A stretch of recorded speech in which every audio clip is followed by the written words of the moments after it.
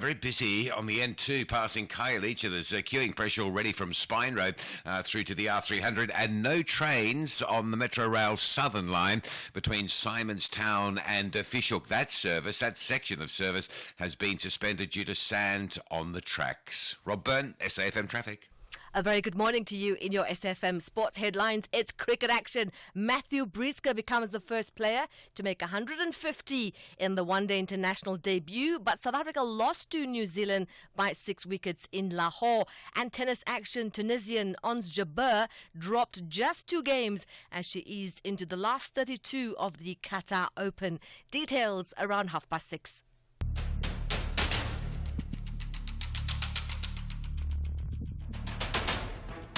The Morning Brief with Thulasizwe Simelane. Weekdays, Monday to Friday, 6 to 9 a.m. The Morning Brief with Thulasizwe Simelane. Weekdays, Monday to Friday, 6 to 9 a.m. It's just gone 7 minutes after 6. Hey, good morning. Today is Tuesday, the 11th of February, 2025. Welcome to it, the Tuesday edition of The Morning Brief on SAFM. I'm Thulasizwe Simelane, and I'm here to deliver your morning brief. Come, let us spend the next 3 hours together, informing and engaging each other and sharpening each other's perspectives on the key issues of the day. A bit of a cloudy day in Johannesburg and quite chilly as well. I think we've become accustomed to this kind of weather. It's been that kind of a summer, more gloomy and dark days than bright and sunshiny days. Let me tell you what's coming up over the next 3 hours. The Democratic Alliance has filed its papers, as you heard in the bulletin there, with N. Musa. It has filed its papers in the Western Cape Division of the High Court and basically challenging the country's recently enacted Expropriation Act.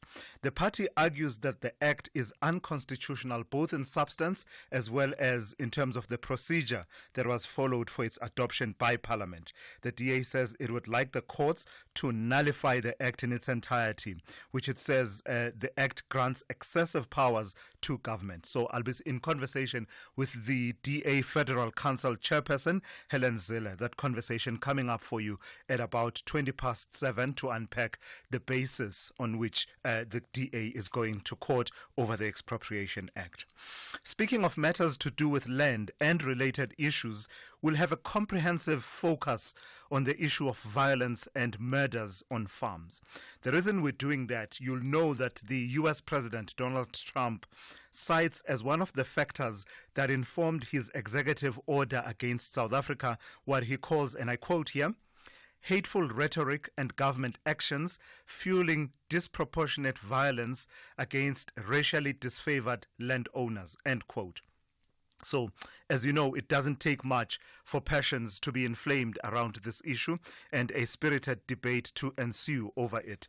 So we'll give you multiple takes on the issue. At 6:50, that's 10:07, I'll be in conversation with Karel Swart, who is the national organizer for the Commercial Stevedoring Agricultural and Allied Workers Union. Then at 7:10, we'll be in conversation with Dr. Nechama Brody, who is a journalist, researcher, and author of the book Farm Killings in South Africa. She's done work that goes back some 4 decades looking at this issue of farm murders and violence on farms.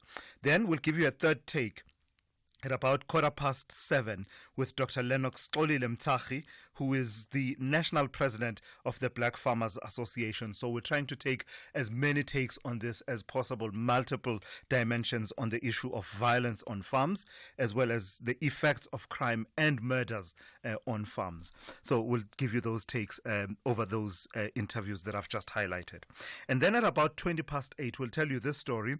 Hundreds of students have been left stranded and desperate for accommodation at the Cape Peninsula University of Technology's District 6 campus.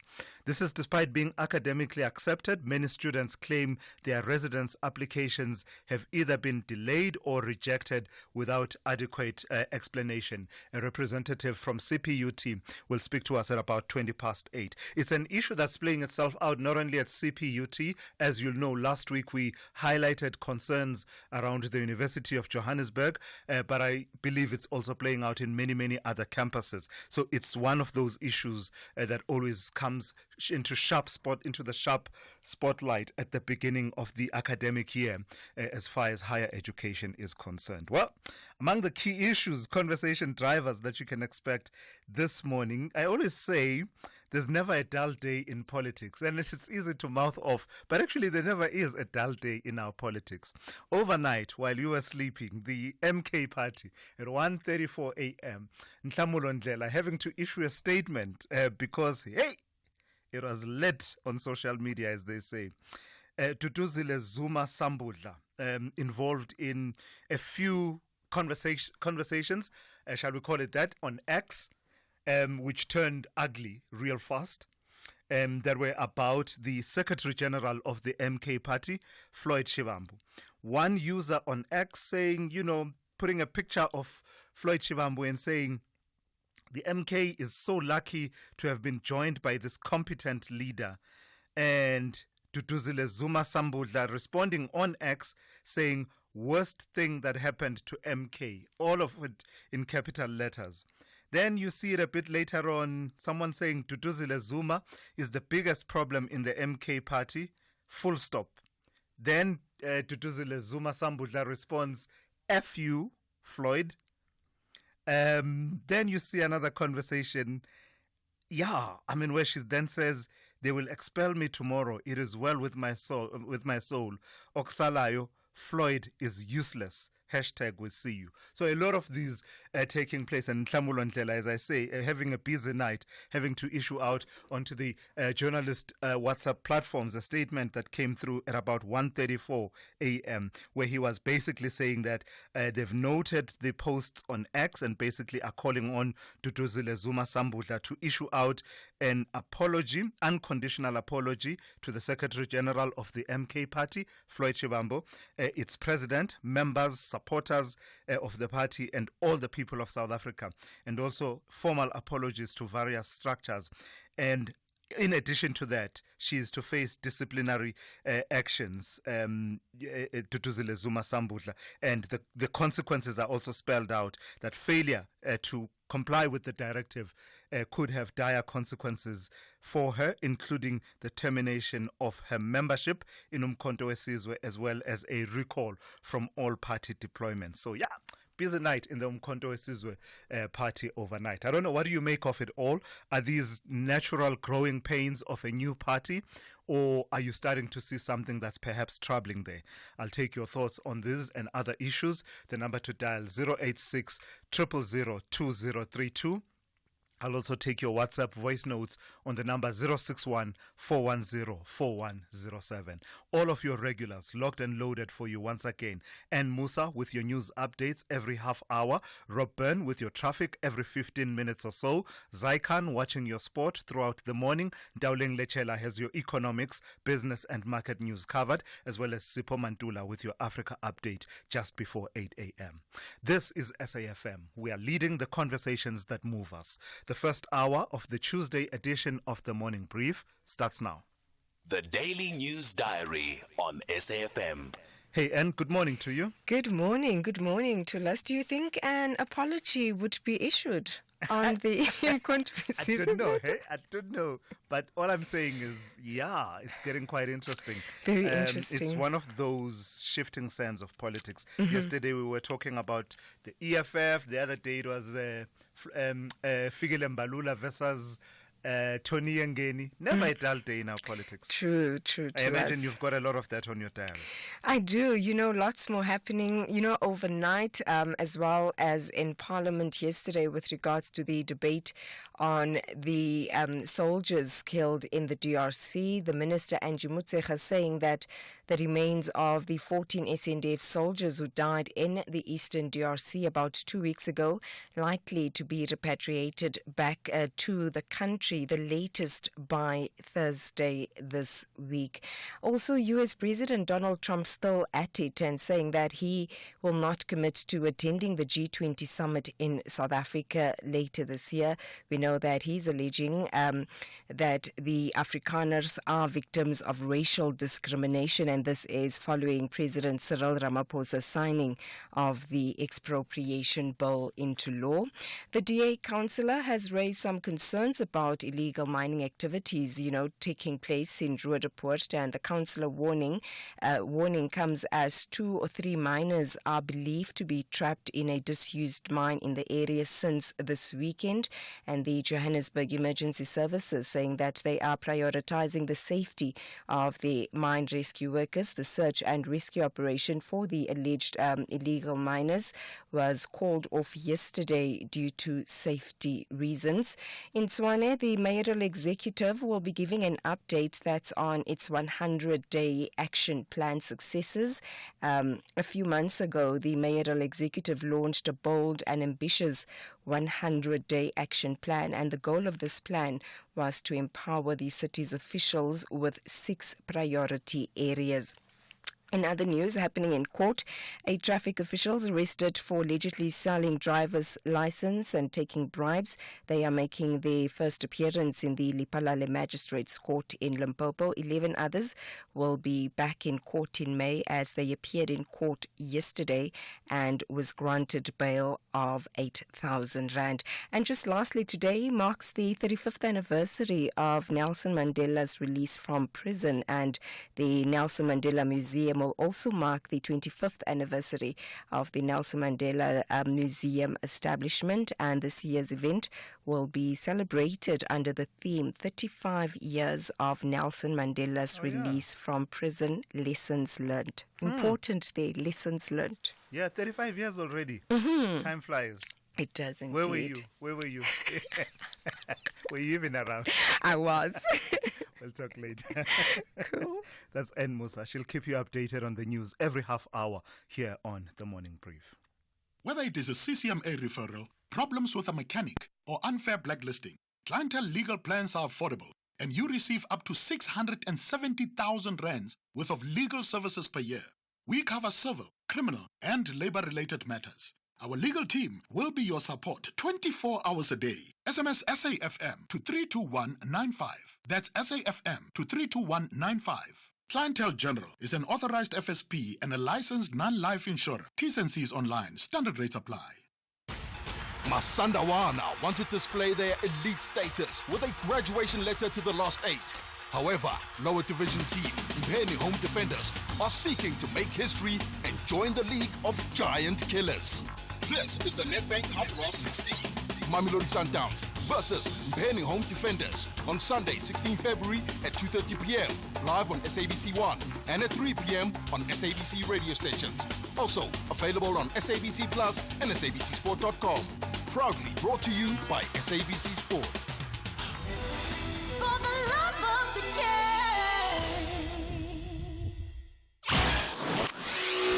Thulasizwe Simelane on SAFM. At 20 minutes past 6, let's give you a sense of how your weather is looking. 2 warnings issued by the Weather Service. The first one, yellow level 2 warning. Disruptive rainfall leading to localized flooding of informal settlements, low-lying areas and bridges, as well as dirt roads. Those conditions are expected in places over the Limpopo Valley.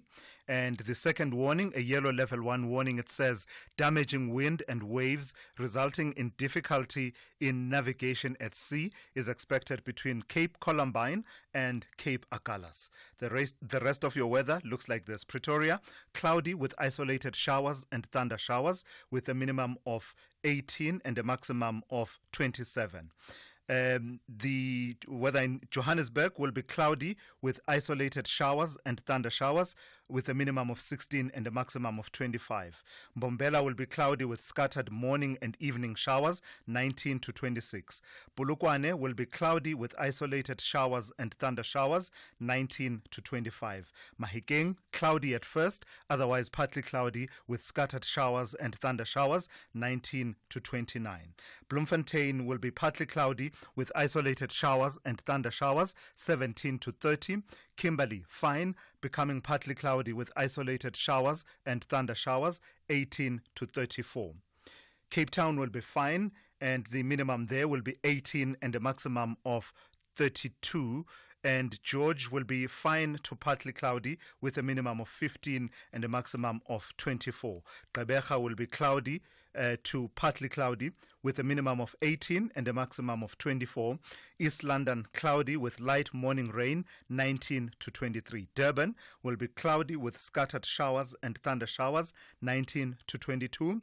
Richards Bay will be cloudy with scattered showers and thunder showers, 21 to 25. And finally, Pietermaritzburg will see morning fog patches, otherwise cloudy with scattered showers and thunder showers, 17 to 20. Worldview Update, bringing you closer to international or global news. At 22 minutes after 6, let's bring you this story. Ukrainian officials have reported that Russian drone attacks caused significant damage in the cities of Kyiv and Sumy on Sunday. The Ukrainian military says it intercepted most of the drones, which damaged civilian infrastructure and residential areas. These attacks occurred amid ongoing diplomatic tensions between the United States and Russia, with the Kremlin stating that U.S.-Russia relations were on the brink of collapse. I'm joined now by Roland Henwood, who is a political scientist and commentator with the University of Pretoria. Good morning to you, Roland. In a moment, we will talk about the diplomatic tensions between the United States and Russia. But let's start with the drone attacks. It seems to me we've been reporting quite a lot about drone attacks coming into this theater of warfare between Ukraine and Russia. Am I correct in reading it that way? Good morning, Thulasizwe. Yes, you are correct. This is probably one of the features of the conflict, especially over the last 18 months, last 18 months, is the expansion of the use and also the efficiency in the use of drones or unmanned vehicles, especially flying drones sent over the border. And what we've seen are two elements of it. It's becoming much more usable, it's becoming much more accurate and effective, but also it's changed the dynamics in terms of this. This is not a single thing that you fire. It's the use of large numbers of drones, hundreds of drones that's being sent, trying to penetrate the area whichever way it goes on the two sides. And of course, overwhelming the defense mechanisms. That's one of the ideas. The other dimension of this is, of course, it does not put your own lives at stake. It's controlled from a distance, can be far away, but it's been quite effective in terms of especially infrastructure damage and destruction. Yeah. Ukraine also used it very effectively on the battlefield. I mean, there are many examples of Ukraine using relatively small drones, difficult to detect, to attack battle tanks and destroy them. As simple as dropping a hand grenade into the hatch of a battle tank. So that was some of the first images one saw. But now you're looking at very sophisticated equipment, cheap to manufacture compared to other munition systems, and easy to manufacture, cheap to manufacture, and use effectively. One of the key issues with this, of course, and this is especially something that we've seen in the last 2 days again, is the question of the use of this against civilians. It's much easier to do this. It's much because there's no human involvement. So it can be mistakes, but there is an indication that this is just being released regardless of where it's going to go. Yeah. And so there are ethical dilemmas on this. Absolutely. And is one of the advantages the ability to strike deep into enemy territory for both sides, in that, I mean, these, the ones we're reporting on, for example, struck in Kyiv and Sumy.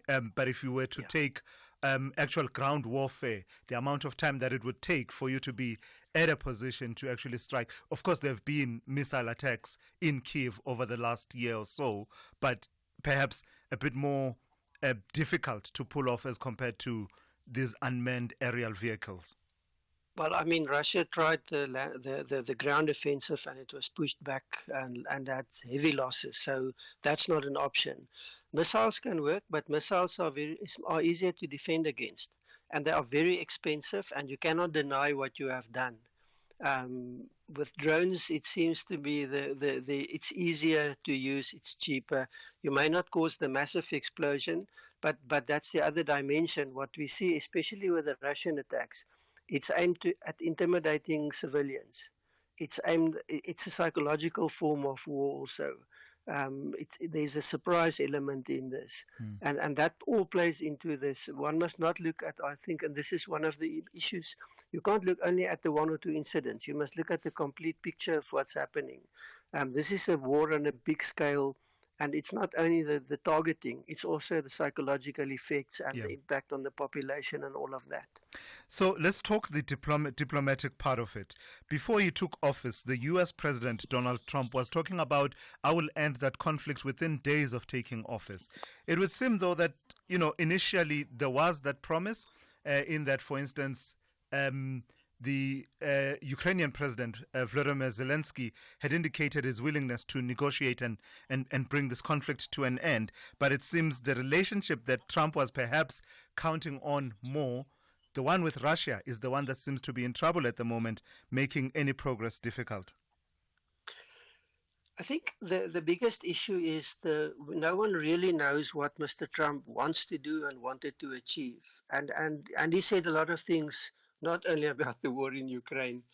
I think one must work from the position that he holds the key, in the sense that he knows what he wants to do now. And he's not going to be told by anyone, you said this, you said that. He's continuing.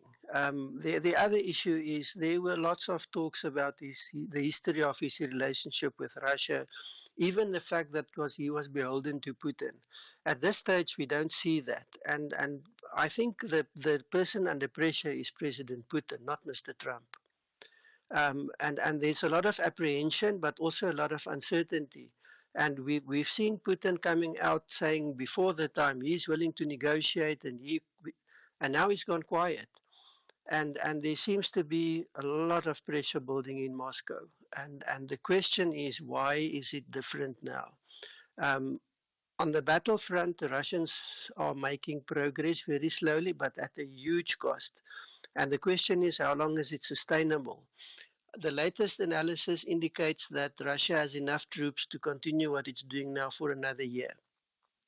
But the issue behind this is the devastation of the Russian economy. Because it's easy to point to the Russian economy doing well in certain areas, but the sanctions are having an effect. The psychological consequences of the war, the cost in terms of inflation in Russia, all of these things are building up. And we've seen in the past, a war economy lasts up to a point. And then the consequences can be dramatic. So there are indications that things are building up in Russia. It's going to be difficult. And I think Mr. Putin is now unsure as to what he can expect from President Trump. The person that Mr. Trump indicated to inform and advise and deal with Ukraine is not somebody that is a Russian friend, is not somebody that is anti-Ukraine. He's an experienced person, and indications are that the relationship with Ukraine may be changing and there may be a different approach. Yeah. So this is not to say the war will be expanded. Mr. Trump is against that. But we've also seen he's not going to back down if he wants to achieve something. Yeah. And it is not going to back down if it means using different means. The issue is we don't know. Yeah. All right. No, thank you for that. That's Roland Henwood, who is a political scientist and commentator at the University of Pretoria. And of course, the backdrop to our conversation is the upcoming Munich Security Conference, at which J.D. Vance, we are told, the U.S. Vice President, will meet the Ukrainian President Volodymyr Zelensky. At 6:30, let's check in with N. Musa with the latest news headlines. Good morning. Thanks to us. In the headlines, former President Thabo Mbeki has defended South Africa's position against the US. This after the US President Donald Trump signed an executive order cutting off aid to South Africa following President Cyril Ramaphosa's signing of the expropriation bill into law. Trump says he will not commit to attending the G20 summit in South Africa later this year. He was responding to a question during a press conference at the Oval Office. And political analyst Professor Kiribone Paho says the departure of Dr. Mbuyiseni Ndlozi from the EFF is a huge loss for the party that he helped to establish. Ndlozi has confirmed he is no longer an EFF member. I'll have details on these and other stories at 7. SAFM, guiding you through the rush hour traffic. Top story, major delays coming out of Pietermaritzburg on your way to Durban this morning. A truck jackknifing, blocking the highway just before you get to Ashburton. There's a monumental queue of trucks and vehicles that backs all the way past Market Road and back onto the Pietermaritzburg bypass. The R103, the obvious alternative off at Market Road down through Polly Shorts and back on at Ashburton is bound to be busy as well. Rain that side as well, just complicating matters. Rain across Durban, 36 mils overnight and more rain in the forecast this morning. Please just drive carefully. Joburg, the Mike 1 coming north, Boyson's up to Empire Road's already very busy. It's the highway that gets jammed up first in the morning. Don't forget the roadworks at Grasmere. There's quite a couple of jobs going on between Grasmere Plaza and the N12 Potch Highway. As you come up past the services there, it all gets very slow. Cape Town, Baden-Powell Drive closed this morning at Monwa BC. That's Sandy Corner, bottom of Khayelitsha. There's also sand at Coastal Park, and in between those two sandy patches, there's big traffic on Baden-Powell moving west towards Muizenberg into Strandfontein Road Junction. Spine Road and Strandfontein Road's busy as well in that area. And that sand also causing disruption to the trains this morning. The wind has blown the sand up onto the railway track, so train services that operate between Simonstown and Fishhook are currently temporarily suspended. Rob Byrne, SAFM Traffic. This is SAFM Sport with Zai Khan. Hey, good morning to you, Zai. Let's talk cricket. So, impressive is not even the word. This display by Matthew Britsky, but it still wasn't enough to save the Proteas. No. Britsky went big, the Proteas went home. That's how it ended. Yeah. Not a great day at the office with the Proteas team, but I mean, Britsky got the numbers. The team, they just didn't carry it through. Nevertheless, that record-breaking debut, Matthew Britsky, he couldn't stop the Proteas from going down to New Zealand. Tri-Nation Series action. Britsky smashed 150, the highest ever by a debutant in ODIs. But South Africa's total wasn't enough as Kane Williamson anchored the Black Caps to a comfortable 6-wicket win in Lahore. New Zealand have now secured a spot in the final, leaving the Proteas and Pakistan to fight it out tomorrow. And that's for the last place in the championship match. With just 2 days of rest before the final, South Africa will need to regroup. But let's hear from Matthew Britsky. The wicket was tricky this morning. I think they definitely got the better of the batting conditions as it got better throughout the day. I think after the sort of 30th over, it started to get a little bit better, and hence why I sort of caught up in the end there. I think that's how it goes. We lost the toss and we had to put a score on the board, but we came up against two quality players and they just showed us how to bat there. Soccer former Tunisia international Sami Trabelsi has been appointed manager of the national side. The 57-year-old Trabelsi, a former defender who won more than 80 caps for the national side, had already coached the Eagles of Carthage between 2011 and 2013. He left Tunisia to the African Nations Championship for local players, and that was in 2011. Let's go elsewhere. Manchester City will host championship strugglers Plymouth Argyle in the 5th round of the FA Cup. Argyle have been rewarded for knocking out Premier League leaders Liverpool with a tie against the reigning English champions. Holders Manchester United will face Fulham, while Newcastle play Brighton and Bournemouth take on Wolves in the top flight affair. League One Exeter or Premier League Nottingham Forest will host Ipswich, while Aston Villa will play Cardiff City. The 5th round is scheduled to take place on the weekend of the 1st and 2nd of March. In the meantime, Inter Milan closed within a point of Serie A leaders Napoli, and this is after beating Fiorentina 2-1 and gaining revenge for last week's thumping in Florence. Tennis action, the world number 10, Paula Badosa beating the Mexican Renata Zarazua despite dropping a set to advance to the last 16 of the Qatar Open in Doha. In another match, Ons Jabeur dropped just 2 games as she eased into the last 32. The Tunisian saw off American McCartney Kessler in straight sets, 6-2, 6-love. And finally, golf, Tiger Woods has withdrawn from this week's Genesis Invitational because he's still processing the death of his mother. The 15-time major champion says he's not ready to return to golf following the death of his mother, Clotilda, which was announced on the 4th of February. 3 days later, tournament organizers announcing Woods' participation in the event at Torrey Pines. Woods has not played a PGA Tour event since last year's Open at Royal Troon in July. Well, Tiger won't be back. We will be, though, at the top of the hour with more sport on the Morning Brief. I'm Zai Khan. The Business Update on SAFM. Let's say good morning to Ndauling Lichela for the first update of the morning. Ndauling, should I be saying Ayeye BP? Who is Elliott Management, this activist investor? Are they about to shake things up at BP with them having acquired a stake there?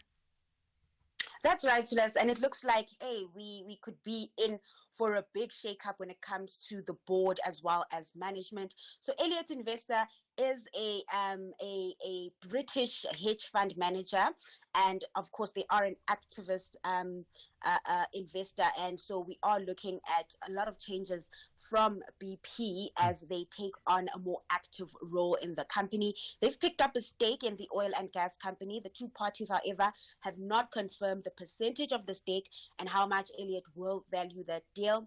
There are also expectations that the deal will lead to strategic changes at the firm. BP has been under scrutiny over the past year following the resignation of its previous CEO, Bernard Looney. Once Murray Akinotlos took over, he has been working hard to restore investor confidence. He has also slowed investments in renewables and low-carbon energy, instead focusing on higher return oil and gas projects. Now, analysts have welcomed the move, but say it adds pressure on management ahead of the Capital Markets Day, which is scheduled at the end of the month. Now, the deal with Elliott seems to have given BP a much-needed boost as the share price jumped to its highest level since August in yesterday's close. All right, Ndauling, let's talk about Nokia and Intel. Nokia has poached an executive from Intel. Why is this significant? So a change at the guard at Nokia, and as mentioned, Nokia has poached a Intel exec. This is very significant as it continues with its transition, moving away from sales of mobiles and into a more network infrastructure company, a company that provides licensing contracts. And so poaching this Intel exec is supposed to bring on, or rather Justin Hotard, who is the Intel exec that they're approaching, is bringing a strong track record of accelerating growth in tech companies as well as expertise in AI and data center markets, which are essentially key for Nokia's future growth. So Justin Hotard taking over the reins from CEO Pekka Lundmark from April. Initially, Nokia had denied reports of a CEO search in September, stating that the transition planning began when Lundmark expressed his desire to move on from executive roles. So Lundmark will remain in the company, but will take on an advisor role until the end of the year. Lundmark, of course, at the forefront of Nokia's turnaround strategy, where it shifted from mobile sales to telecoms infrastructure and licensing contracts. And please give us our first roundup of market activity for the morning. So global markets seem to be shrugging off Trump's latest tariff threats, with major industries closing in the green. This playing out in the U.S. overnight. Stocks there benefiting from a rally in tech stocks, which pushed the Nasdaq up close to 1% at the close. Sentiment pretty similar here at home to us, with the JSE mostly in positive territory. The all share ending the day 0.33% higher, boosted by a 1.8% jump in the resources at 10 complex. Not much action is playing out in the currency scene this morning, with the rand really stable at 18.47 to the dollar. Then over in Asia, stocks are mixed, mostly in the red, with Trump's trade policies at the center of concerns there. China's retaliatory tariffs also coming through today, so that on top of mind of investors on that front. All right, thank you for that. That's Ntauleng Lechela. We'll talk to you in the second hour when you come through for the next update, and that's coming up just after 7:30 here on The Morning Brief. Upgrade your TV game with the SABC TV License Rewards. It's your golden ticket to VIP treatment. Imagine signing up at sabctvlicenserewards.co.za, breezing through a few steps, and bam! Instant reward. Just for being you. Plus, pocket up to 500 Rand back. That's the cherry on top. But wait, it's not just about the cash. We're talking about sweet deals and epic rewards. Think discounts on all your favorite things, from shopping to travel and entertainment. Your payment unlocks a world of fun. So, why wait? Dive into the excitement. Join the SABC's TV License Rewards at sabctvlicenserewards.co.za. Hit those buttons and watch your TV experience level up. T's and C's apply. Remember, TV license fees aren't just payments, they make a difference. Fizzy drinks and fruit juices can make our children sick. Sugar is dumped into their bodies with every sip, which could lead to obesity, heart disease, and diabetes as they age. We must protect them from drinks high in sugar. Demand a stricter health promotion levy now. Sign the petition on heala.org. That's HEALA.org. Call Thulasizwe now. 086 000 2032. All right, let me take one or two of your phone calls this morning about the various issues that are on the table, on the agenda for us this morning. I want to start with a call from Enigma in Polokwane. And Enigma, good morning to you. You're not the Enigma. You're not the Enigma from last year, right? The one that was on social media everywhere. Are you? No, I'm not. But as you know, Enigma just means something mysterious. Something mysterious. I know. I'm just being silly. Enigma, tell me, you want to talk to me about AfriForum and why they did not go to China? Please go ahead. Yes, yesterday when you were asking that guy, I think maybe you're not being very fair with him regarding the reason why they did not go to China. Remember, China is one of the beneficiaries in South Africa. In 2006, we remember when the people of China, they went to our court to ask for them to be included as part of the VEE.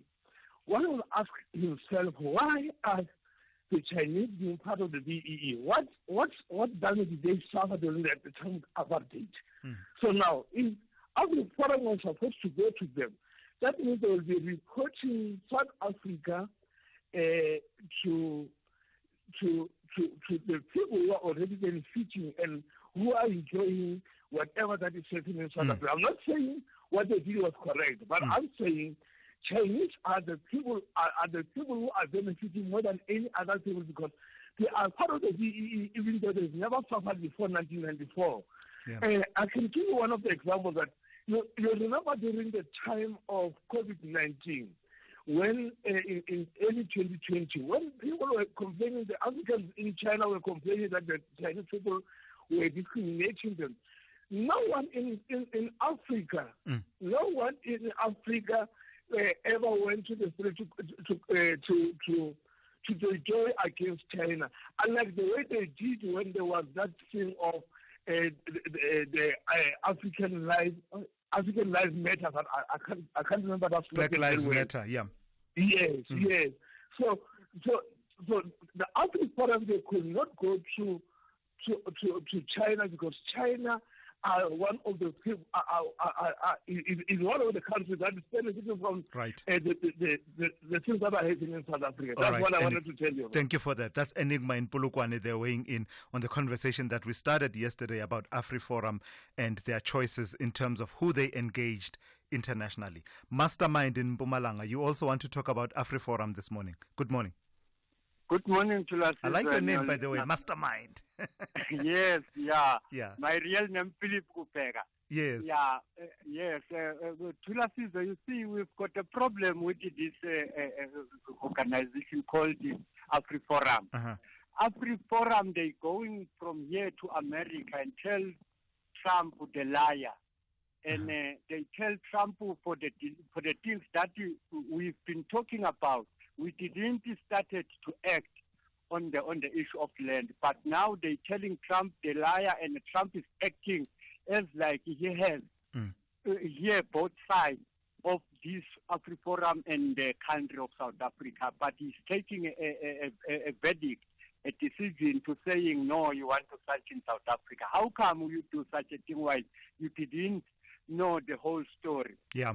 So so that means this AfriForum is undermining our country, is undermining our law, and they think there's nothing they're going to do to them if they do such a thing. So, all right. MKS, they have taken to court. I think they have to do a right decision.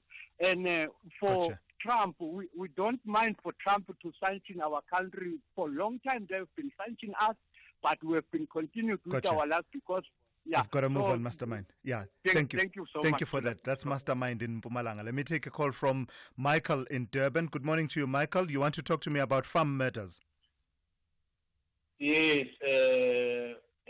Trevor, thank you for your for the call. Sure. I just want to make this point that I heard you will be having your alignment of guest list in relation to farm murderers, of which you know the certain figures, but also I propose that in some time, also find some time and actually discuss some of the horrific incidents that are taking place that are actually to the detriment of the farm workers, whereby we are labeled as pigs, we were labeled as monkeys, baboons, whereby they Don't worry about that, Michael.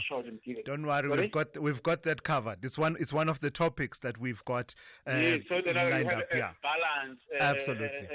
Discussion on that item of farm because a farm. I'm sorry, Michael. Because a farm murder is not just a farm murder when it is the owner of the farm that is killed, right? Absolutely. Okay, thanks very much. Gotcha. Thank you, Michael. Sure. That's Michael in Durban. Vili is calling in to talk about the DA and the position on expropriation. Good morning to you, Vili. Good morning. It's always nice to speak to you. Yes, please go ahead. Right. The Democratic Alliance made it clear from day one that we are opposed to the Expropriation Act in its current form. We have filed our court papers challenging the constitutionality of this act last week already. In this court action, we are basing our court action on two legs. Firstly, that it was procedurally wrong in that 5 of the 7 provinces that voted in favor of the Expropriation Act did not get a proper mandate from the provinces. That is the voting that took place in the NCOP. And then apart from that, the substantive issues on this act is also what we believe unconstitutional. There are several clauses that are vague and that are speaking against one another. One clause says you must handle it in this way, another clause says you must handle it differently, and that creates confusion.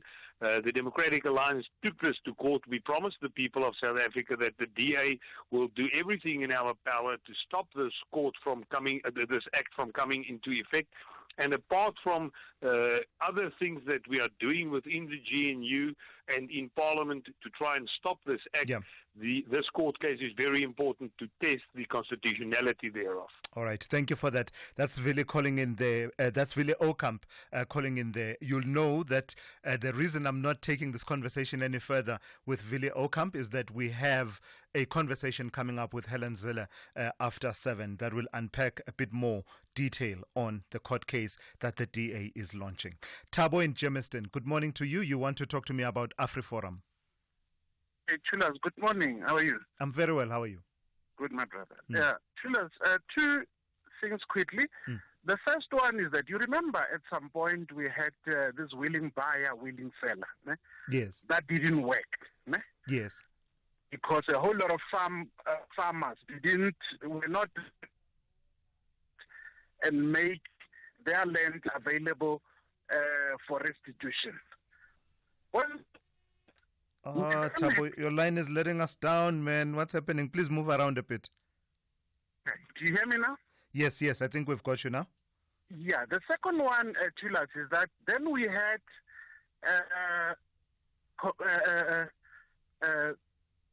the one with compensation, ne? Yes. Where government was to, take over certain farms, but with compensation. That also didn't work because inflated the prices, of the farms. That's making it very difficult, for government to really be in a position to purchase those farms and redistribute them, accordingly. Yeah. And I know, in several discussions, the discussions became if they inflate those farms, with such high prices, and knowing very well that they inherited those farms, they didn't even buy them. Yeah.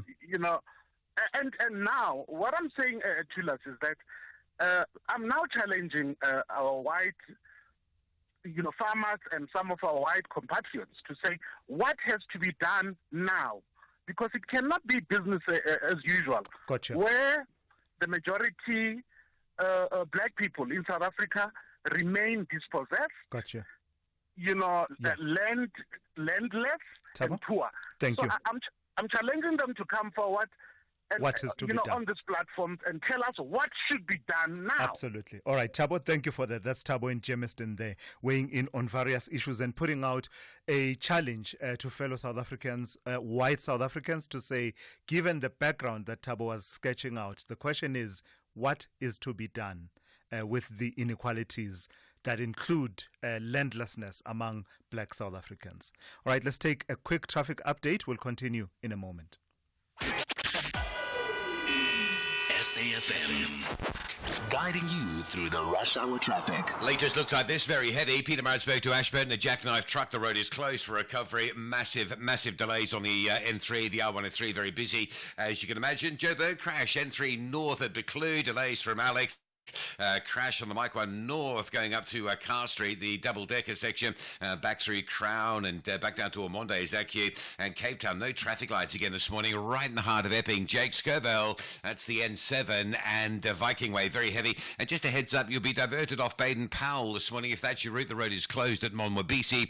Diversions through the bottom of Khayelitsha. Rob Byrne, SAFM Traffic.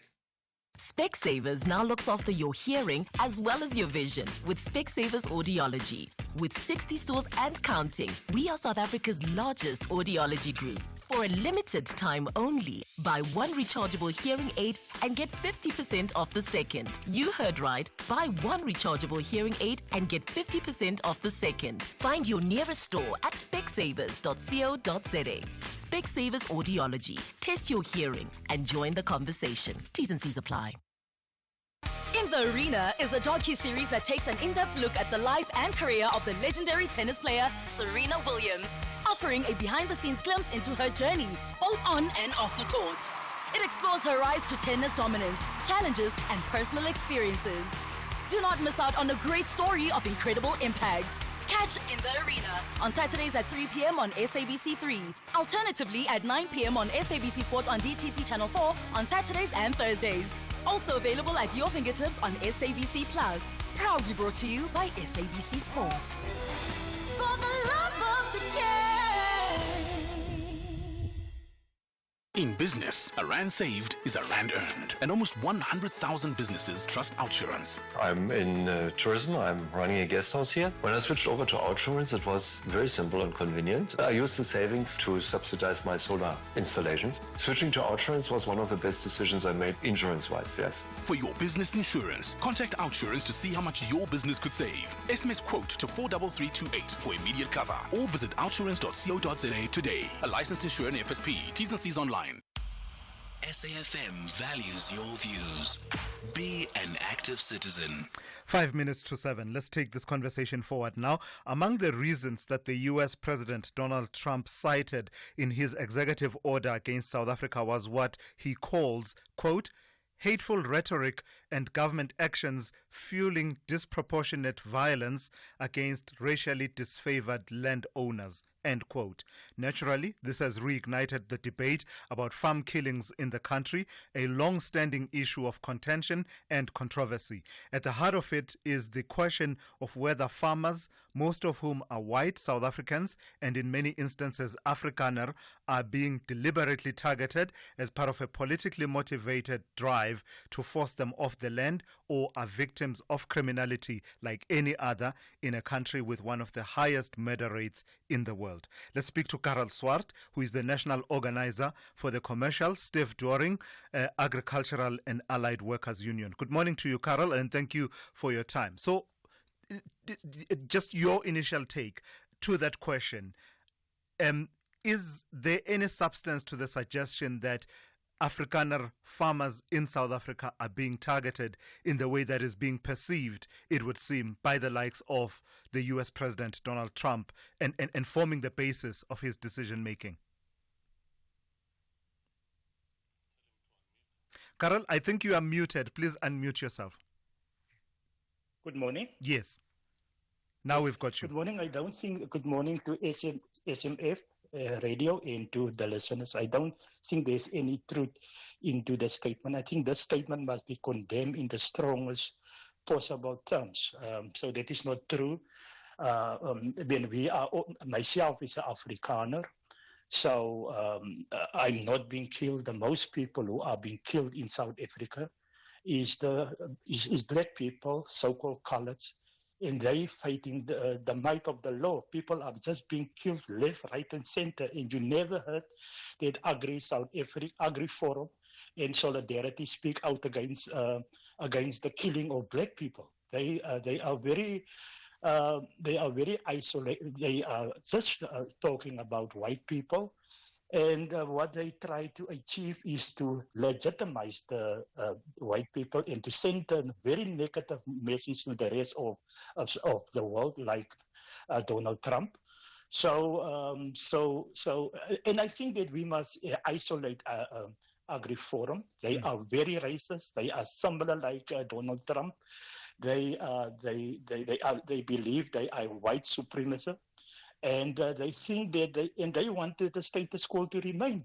They want land. That is what they don't want to share the land with the rest of South Africans and so on. We work organized in the agriculture sector. Sure. The situation is terrible, and you never hear that Agri-Forum and Solidarity speak out against the conditions of farm workers and farm dwellers and the evictions, the level of evictions on the farms. The situation is completely out of control on the farms, which concern farm workers and farm dwellers. But you never hear that Agri-Forum and Solidarity speak. I think we must completely isolate Agri-Forum for the. Yes. This is not to say, this is not to deny, is it, that there is violence and crime that occurs on farms and murders, including murders of owners of farms who are white. It's not to deny that happens, is it? No, we will not deny that, but you see, the statement is so one-sided. It's so a one-sided statement. And I don't even know when last was there farm killings, and we don't say there must be farm killings. But you see, the statement is so one-sided. He wants to just send a message so that they're getting the support of United States. It's all about try to sending a message out to legitimize our government, to legitimize our people, and to remain the so-called fisheries of the land and so on. So that is always to maintain their white supremacists. That is why they sent in such a one-sided message out. And I think that must be condemned in the strong, comrade. And what's your sense of the extent to which, Carol, the conversation around farm murders and killings and crime on farms is nuanced to include other incidents of violence where the victim is not the owner of the farm, who in many instances happens to be white and in many instances Afrikaner? Yeah, I think that we must have some form of a discussions about the things, and we must try to reconvene a stakeholder meeting with all the relevant stakeholders, but it cannot be a situation where this situation is being driven by the white alone. And there must be a discussion. There must be at least a topic, and let me discuss the situation. But to describe the situation is only farm workers killing, the farmers killing, and it's only the farmers that matter, and the rest of the people in South Africa, the daily killings of our people are not matter. I will propose that we convene a summit with all the relevant role players and discuss this in a proper way, but not the way this message is being conveyed by the white South Africans or the white farmers in South Africa. Gotcha. I'm completely, Kasabu is completely against that. Gotcha. Thank you for that. That's Karel Swart, who is the national organizer for the Commercial, Steve Doring, Agricultural and Allied Workers Union. Let's check in now with Ann Musa with the latest news.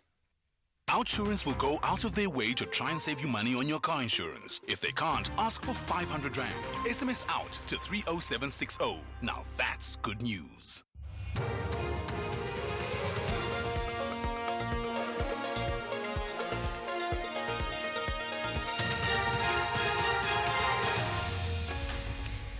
In our top stories, MK party Zuma Sambudla ordered to apologize of face expulsion, and Mbeki defends South Africa's position against the US. Good morning. We start with a developing story. Thulasizwe Party President Jacob Zuma has ordered Party Member of Parliament Duduzile Zuma Sambudla to immediately apologize to Party Secretary General Floyd Shivambu of face expulsion.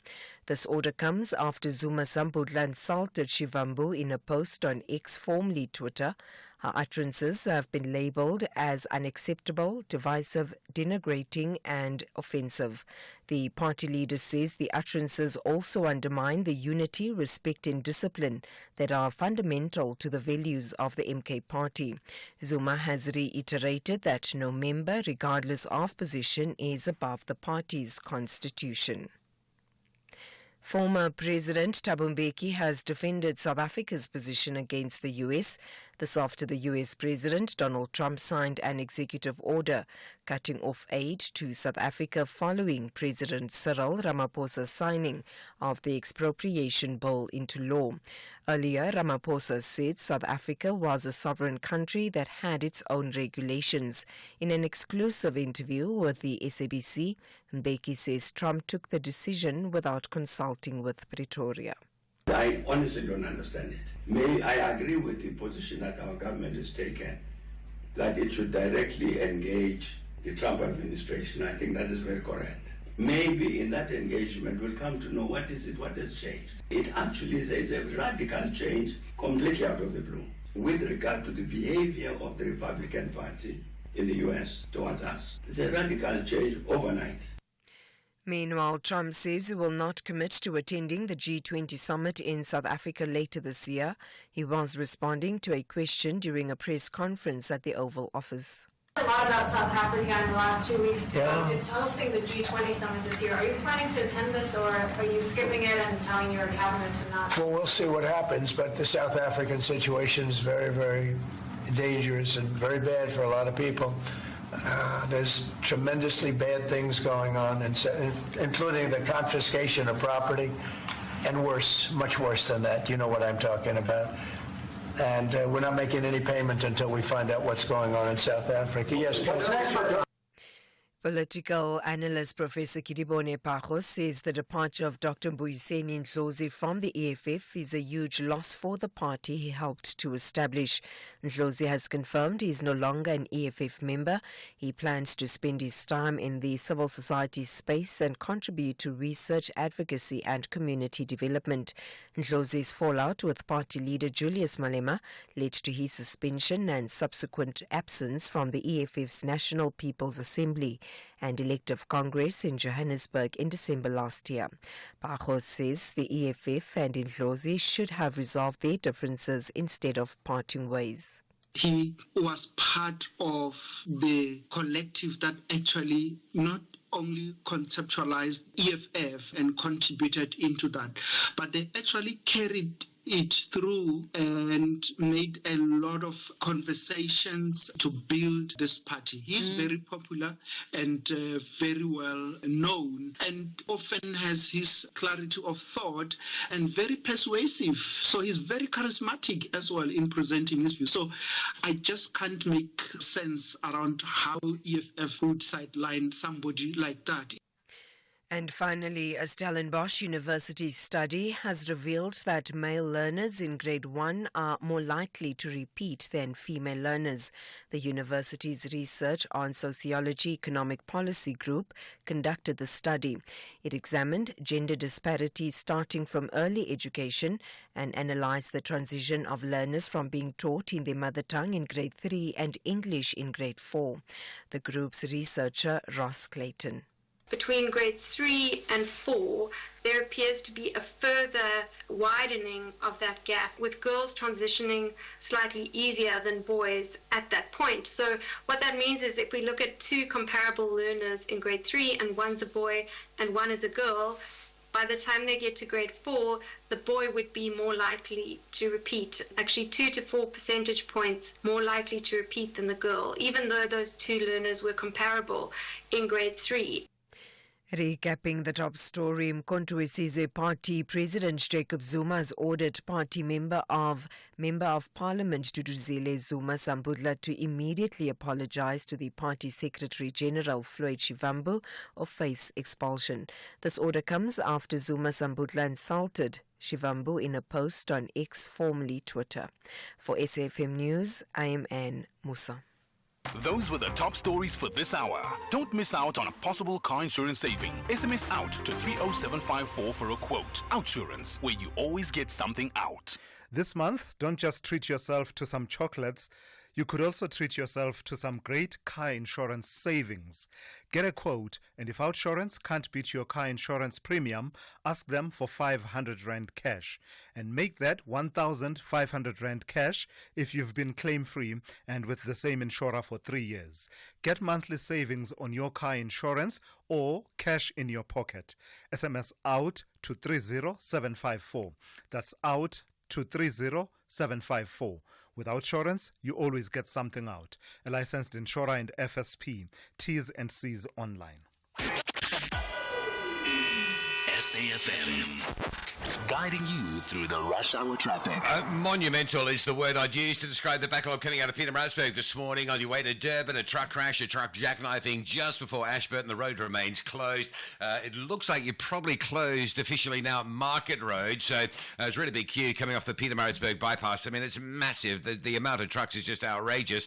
Coming off Pietermaritzburg bypass down to Market Road, then big delays down as you divert onto the R103. The R103 via Polly Short's all congested, as you can imagine. And then there's other truckers and motor vehicles stuck between Market Road and the scene, unable to move. So if you're on your way for important flight connections or important meetings, make sure you've got plenty of time to get through that. If it's not essential, ring ahead, say you'll be in later, and just wait for that scene to be cleared and the enormous backlog to have made its way through. Joburg, earlier crash, N3 going north at Buccleuch interchange, is basically joining up a queue from Germiston. You've got the usual backlog coming out of Germiston to Edenvale, and then it stays all the way up to that crash at Buccleuch. Collision on the Mike 1 north at Braamfontein, causing a backlog in from Ormonde side as well. Cape Town, Baden-Powell Drive closed at Khayelitsha due to thick sand this morning, and another start to the day with no traffic lights. Jakes, Herville and Viking. Traffic heavily backed up all approaches in that major junction in Epping. Rob Byrne, SAFM Traffic. A very good morning to you in your SFM Sports Headlines. It's cricket action. The Proteas opener, Matthew BRICS, breaking a 47-year-old record when he hit the highest score on debut in ODI cricket. And in UFC, the CEO suggesting that Sean Strickland was more composed than Dricus du Plessis. All the details and more around 7:30.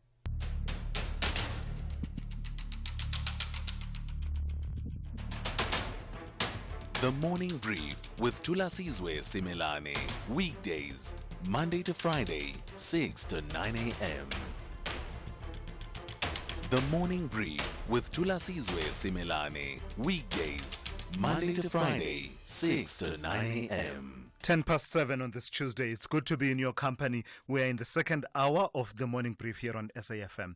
We will, in this hour, continue. We'll start, in fact, with that conversation around the question of farm killings and violence on South Africa's farms. This against the backdrop of the U.S. President Donald Trump citing among the reasons for his executive order against South Africa what he calls, quote, hateful rhetoric and government actions fueling disproportionate violence against racially disfavored landowners, end quote. And as you can imagine, and as it always happens, the issue of farm killings is now front and center of focus. So we will give you a take from Dr. Nechama Brody, who is a journalist and researcher, but also the author of the book Farm Killings in South Africa. That conversation coming up within the next few minutes. And then we'll also give you another take from Dr. Lennox Xolile-Mtshali, who is the national president of the Black Farmers Association. We'll put it all in context of the crime situation in the country. And of course, that conversation coming up at about 7:20 with the DA Federal Council chairperson, Helen Zille, after the party filed its papers challenging the Expropriation Act. This is SAFM. We are leading the conversations that move us. The second hour of the Tuesday edition of the Morning Brief starts now. There's a song that goes, "Money can't buy me love." And that's true. But then they told us all you need is love, which anybody with a mortgage will tell you most certainly is not true. Love won't pay your parking tickets or your student loan. It's also needy.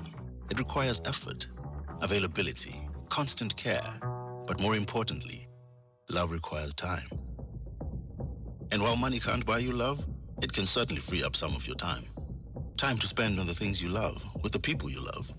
And if you're looking, maybe even time to find the one you love. That's why, after 50 years of investing, we've learned that time is the greatest gift of all. And the good news is, if you invest early, time gives you money. And then money gives you more time to do the things you love. And don't you love that about investing? Ellen Gray, long-term investing. Ellen Gray is an authorized FSP. Oh, oui, oui, Jessica, I Citroën you. You are my chérie de go. I am your wild track ranger. What are you doing? I'm just looking on We Buy Cars' website for what I'm getting you for Valentine's Day. Ooh, okay. Yeah, they have a nationwide spin and win promotion where you can score a guaranteed prize of up to 10,000 Rand when you purchase a car. Ooh, now that's romantic. There's also hundreds of discounted auction vehicles available. So what are we waiting for? See you this Valentine's Day weekend at We Buy Cars, the easiest way to buy and sell a car by far. Is there ever a bad time for a good conversation? SAFM, leading the conversations that move us. 7:13, we start this hour with this story. Among the reasons that the U.S. President Donald Trump has cited in his executive order against South Africa was what he calls, quote, hateful rhetoric and government actions fueling disproportionate violence against racially disfavored landowners, end quote. Naturally, this has reignited the debate about farm killings in the country, a long-standing issue of great contention and controversy. In her book, Farm Killings in South Africa, journalist and researcher Dr. Nechama Brody challenges the use of the phrase farm killings and the narrative behind it. Let's welcome Dr. Nechama Brody into the conversation. Good morning to you, and thank you for your time this morning.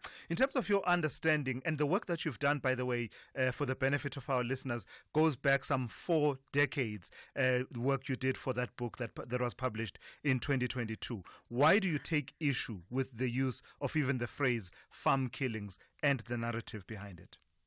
So when the book came out, and I research murder quite a lot, unfortunately, because we have quite a lot of it in the country, I sort of had to justify why am I writing a whole book about farm killings, which make up, I think at the time, less than 0.5% of every murder that takes place annually.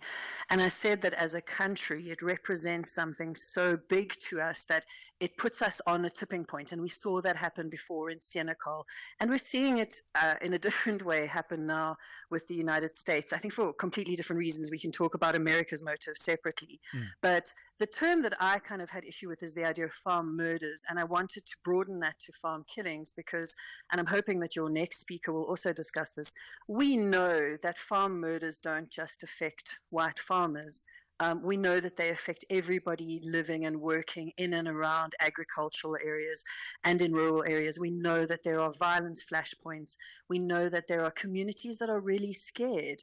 And actually this book looks back even as far as 100 years at some points to see that we have, unfortunately, a very long history of violence on our farms, many different types of violence, but we haven't always categorized it. Yeah, and part of the conversation that has been happening now, that quote from the executive order that I cited now about hateful rhetoric and government actions fueling disproportionate violence against racially disfavored landowners. But you also saw Elon Musk on Twitter, the videos from a few years ago of Julius Malema talking about cutting the head of whiteness, as well as something else that was being cited that was said by the Black First, Land First movement, and Elon Musk asking, why do you allow this rhetoric? How does that feature in the conversation around perceptions about farm murders, farm killings? I think maybe we have to break it into kind of different parts. First of all, is there hateful rhetoric in our country? Yes. And I think that we need to acknowledge that, and something that I say at the end of my book, and I really want to encourage people to read it.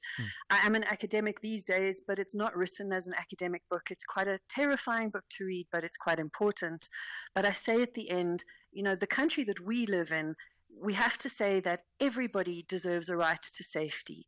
Not, we don't say, oh, well, because of their beliefs, well, he's a racist, he doesn't deserve to be safe. We're not America, okay? We believe in this country, our Constitution, our Freedom Charter, all of these documents that are fundamental to who we are as South Africans say that everyone here has the right to safety. And that includes farmers, and farmers' safety is threatened. But the point, and there is hateful rhetoric around it, and there unfortunately has been for a long time. And I don't think the rhetoric helps. The second part, though, is it disproportionate? And what my book really makes clear is, unfortunately, what we see highlighted as acts of violence on farms are not actually out of the ordinary. There are terrible acts of violence happening all over the country in huge numbers all of the time. We just don't read about them as often. So those two things are important. First of all, there are people who are unsafe. People on farms, I would be very scared to be a farmer or to live in a rural area. I think there's, it's a huge risk. But I also know, unfortunately, that there are terrible acts of violence happening every single day that we never hear about in the newspapers or on the news. And then that final part of this sort of racial privilege in terms of land ownership, we know that the people who've been disproportionately disprivileged, what is the word that they use, these executive orders, I can't keep up, is actually we know that Black South Africans own the least amount of agricultural land. And that this is a process really that is, it's been a work in progress for the last 30 years. The roots of this go back so very deep. My book also explores that. It looks at dispossession of land dating back to the 1800s in KwaZulu-Natal and how that creates political issues later on. So these are very deep roots and deep problems, but we need to separate those things out and remind ourselves at the core that we are not Americans and we live in a country where we believe everyone has a right to be safe. And you mentioned the few Black South Africans who own agricultural land. From the patterns and the reports, the news reports you studied over a period of time, is there a sense that says they are spared from violence as owners, and the violence is concentrated specifically at white landowners? So this is the key thing. all research that I have seen on farm killings dating back decades by many researchers emphasizes that these are crimes. They're just mostly around theft, sometimes around employee disgruntlement, but they're mostly, just wanting to steal things. And it's not a hate crime targeted at a specific race. The reason why we see so many white farmers being affected is because so many farm owners are still white. But we are seeing a growing number of black farm owners being targeted in violence, being victims of violence. Also, we know it's not reported as much. We know that many farm workers, farm managers, and people in communities that live near the farms also experience very high rates of violence. All right. So nobody is spared. Yeah. Dr. Brody, very quickly, and I'm out of time, but I do want to ask you this. I've not had the privilege of reading your book, and I will take up your recommendation immediately and get cracking on it. But the excerpt that I came across talks about the origins of this whole narrative around farm murders and the possibility of a white genocide. You take it back to the early 2000s, and there was that documentary that aired on Carte Blanche. Just that brief history for me, and the role of technology and the internet in its proliferation. I think you've hit on a really important point, is there have been, actually even before the 2000s, but particularly around the sort of time of the growth of the internet, people who push conspiracy theories pretty much to boost their own popularity. And we can see that with some of the so-called prominent figures in sort of Afrikaner communities. I think the majority of Afrikaner communities in South Africa are saying, we want to be here, we want to work together. And then you have a few who stand out and spread conspiracy theories. And unfortunately, this is what has sort of taken hold in the United States in particular. We can see that they love, leadership that is full of falsehoods and misleading information. There's no critical ability to kind of discern between truth and falsehood there. But in my book, as you say, I have a whole chapter there that looks at the origins of these false claims of a white genocide and how it's really been exploited by conspiracy theorists and then so-called right-wing leaders to create a particular narrative, despite the fact that we have a lot of evidence disproving most of the claims. It's so hard to explain in sort of 1 minute on air. I know. But it has strong connections to global right-wing movements, and I think this is important. Ultimately, I think America singling us out like this, I don't think they care about South Africa. I don't think they care about Afrikaans farmers. I think what they care about is making some statement that is meaningless. He just abolished printing pennies, for example. I think he cares about making a statement that appeals to right-wingers around the world because he's not given us any mitigating action. He hasn't said, if you do this, we'll resume, relationships. Yeah. He's just told us how terrible we are. I think he's just signaling to the world that he is aligned with these sort of right-wing values. And we know that these false claims of white genocide have inspired, unfortunately, right-wing violence for the last 2 decades. All right, let's leave it there. Thank you for your time this morning. That's Dr. Neshama Brody, who is a journalist and researcher, but also the author of the book Farm Killings in South Africa. And listening to that conversation then, we are now joined by Dr. Lennox Mtsachi, who is the national president of the Black Farmers Association. Good morning to you, Dr. Mtsachi, and thank you for your time. Just share your perspective and your experience of this phenomenon described as farm murders, farm killings, and the sense of the argument that it affects white Afrikaner farmers in South Africa disproportionately. Good morning, sir, and good morning to the listeners. Number one, there are no white farmers that are targeted because they are white. White farmers, most of these killings, as the other doctor explained, it's a theft or the way they treat their staff. You can see in terms of living, look at the houses that are built for the workers. No one can stay in those houses. And they pay the workers with alcohol. As the president of the Black Farmers Association, we get all these kinds of reports and updates, what is happening. These farmers, they have stopped employing South Africans now. They take illegal immigrants, and the illegal immigrants are the ones that are committing these crimes on these farms. And also, going back to what Trump has said about South Africans and that, you know, Trump is a racist. There is no racist that, someone like Trump that is expected to say positive things about South Africans. So look in America only, how black people are treated by white, and then what do you expect? Something good that will come out of Americans. Americans hate white people, black people. Right. Dr. Mtaki, let me ask you, in the factors that you mentioned that come into play, you mentioned the criminality element, but you also mentioned something else, the way that, in your words, quote unquote, the way they treat their staff. And you mentioned examples of the houses built for staff, the pay that some farmers, pay practices such as paying in alcohol.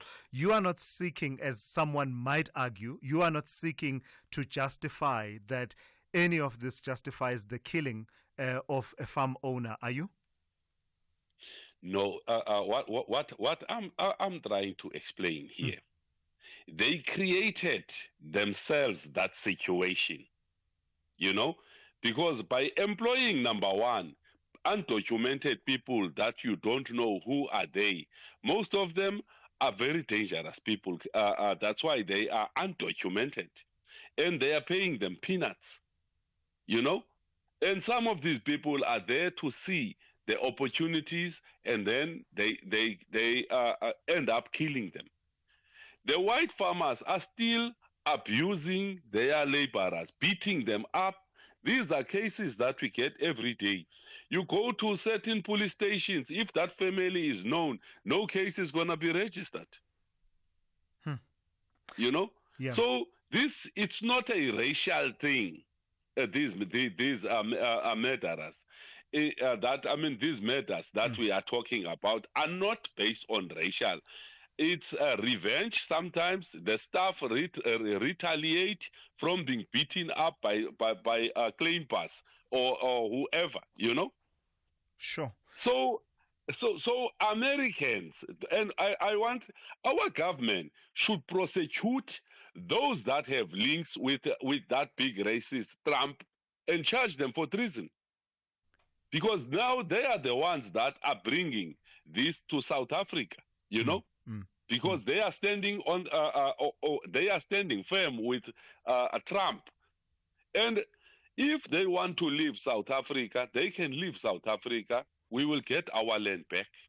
And maybe Trump is trying to say to them, now get out of their land. But if you leave, you don't come back. And we don't rely on America. Yeah. South Africa has got the most beautiful land. Dr. Mtaki, just for clarity, the statements that you are making, you are not saying, as the practices that you mentioned, I want you to be very specific. You're not saying that these are practiced by all white farmers. And also when you say those who want to leave, you are being specific, are you not? About people that feel that way inclined, that they want to leave the country. You're not being general against white South Africans and white farmers, are you? No, I'm not. I'm not. It's few individuals that are bringing this up. Okay. I've got a very good relationship with white farmers. Okay. Sure. No, I wanted to clarify that. Let me ask you about, you will hear a narrative that says if the farmers are A, killed, B, leave South Africa, there'll be issues of food security. What is your response to that narrative? That it's nonsense. We won't have food security issues. We've got farmers that are farming. And these farmers that are farming, the very same farmers are buying from them to sell to the market, because our people are not supported by our government in terms of offtake agreements, So you will find the big farmers, big black farmers in rural areas are farming, and the white farmers are coming to buy for nothing and go and make a huge profit. Those are issues that we as black farmers are facing. So if that farmer leaves, there is no issue of food security. Right. Our farmers and the people that are on the ground is the very same black farmers. All right. No, thank you for your time this morning. Dr. Lennox Xolile Mtsachi there is the National President of the Black Farmers Association. Ever since Uspilion won 5,000 rand, 5 tower on Wheel of Fortune, he only wears white push-in sandals.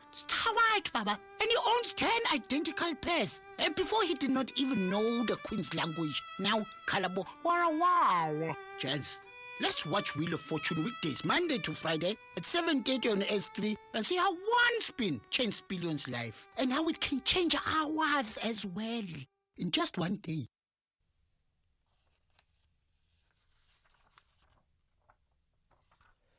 "43-year-old Jan loves Outsurance Essential because it's low-cost insurance made for older cars. For his 2005 Corsa 1.6 Sport, he only pays 350 Rand a month. With Outsurance Essential, accident claims are paid in cash, so you can choose the panel beater you want to use.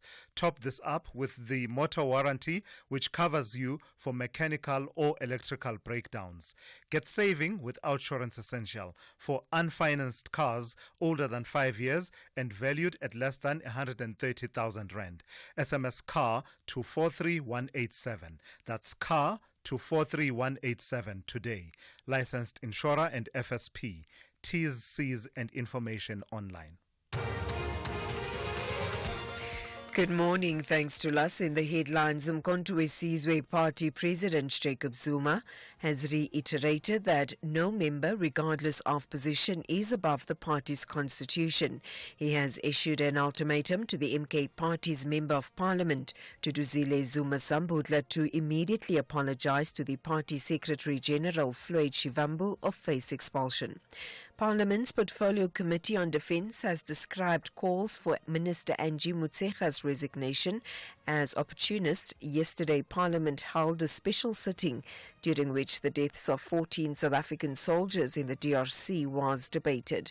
And former President Thabo Mbeki has defended South Africa's position against the US.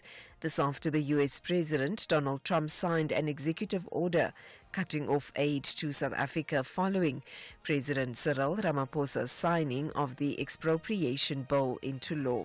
I'll have details on these and other stories at 8.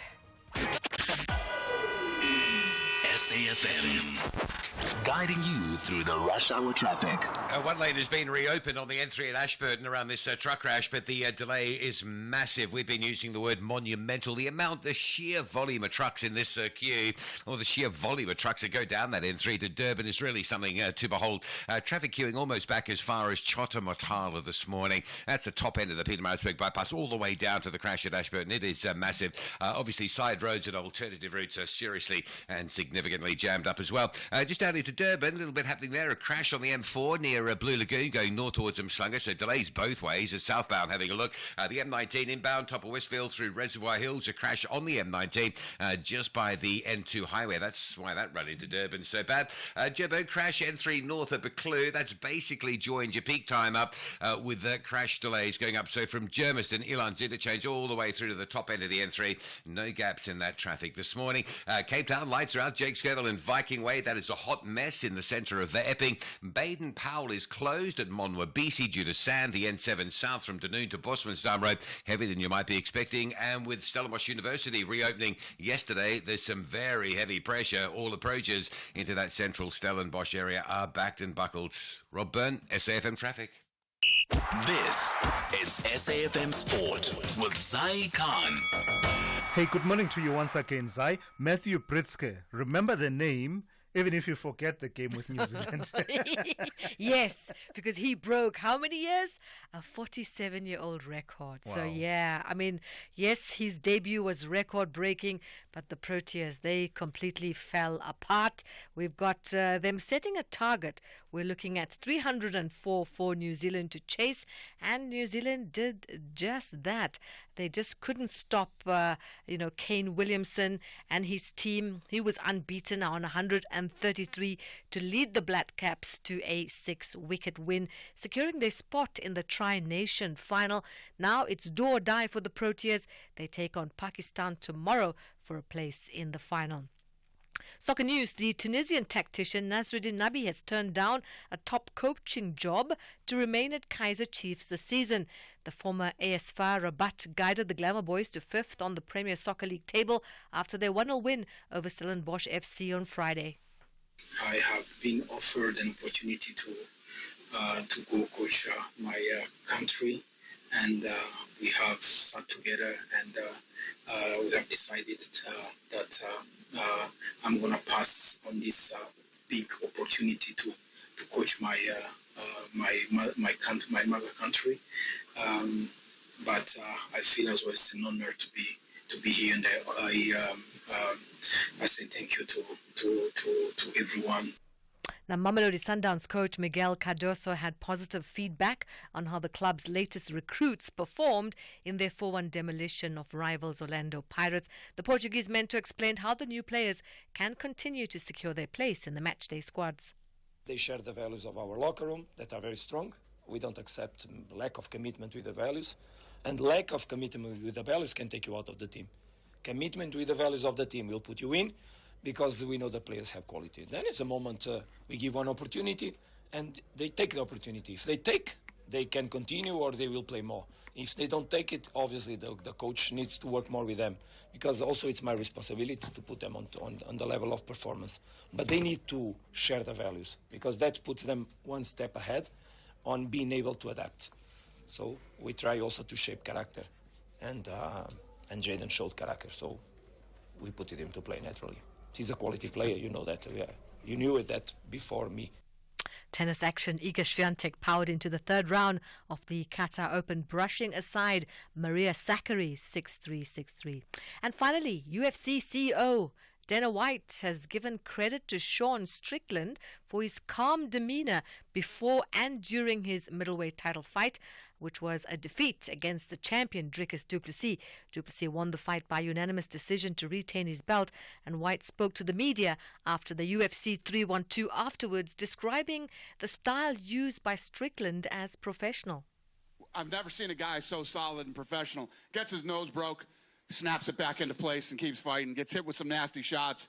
When he gets hit with big shots, he doesn't start shaking his head and doing all the goofy things that people like that do. I mean, you can go into any combat sport and you've seen it. Nobody was more professional during the fight than this guy is. It's fascinating, actually. And that's how we land the final punch on the morning brief. We've got more sport at the top of the hour. I'm Zai Khan. The Business Update on SAFM. Good morning to you once again in Dowling. So we've been hearing from the American Chamber of Commerce in South Africa. Tell me about their calls for calm among business, even as the storms are raging, at least at a diplomatic level. That's right, Tula. So AmCham urging businesses to remain calm amid the ongoing spat between US and South Africa. Now, in a Bloomberg article, AmCham President Kuseni Dlamini said the current situation between the two nations should not be allowed to disrupt the strong trade relationship that exists between them. Dlamini emphasized that South Africa and the US have a long-standing and mutually beneficial trade partnership, with the US being one of SA's largest trading partners. He noted that any disruption to this relationship could have far-reaching consequences for businesses and the economy at large. Now, the AmCham president called for a measured and diplomatic approach to resolving the current impasse. Dlamini's comments come at a time when concerns are escalating about the US-SA spat's impact on trade and investment. Business Unity South Africa has been very vocal about these concerns, particularly regarding the African Growth and Opportunity Act, which is up for renewal in September. And tell me about OpenAI and their moves moving forward with plans to develop an in-house chip. That's right, Tula. So the developer of ChatGPT, OpenAI, says it's making progress in its efforts to reduce its dependence on NVIDIA for chip supply. The company is finalizing the design of its first in-house AI chip, which will be sent for fabrication at TSMC in the next few months, the same manufacturer that makes NVIDIA's chips. Now, the move is part of OpenAI's ambitious plan to mass produce its own AI chips by 2026.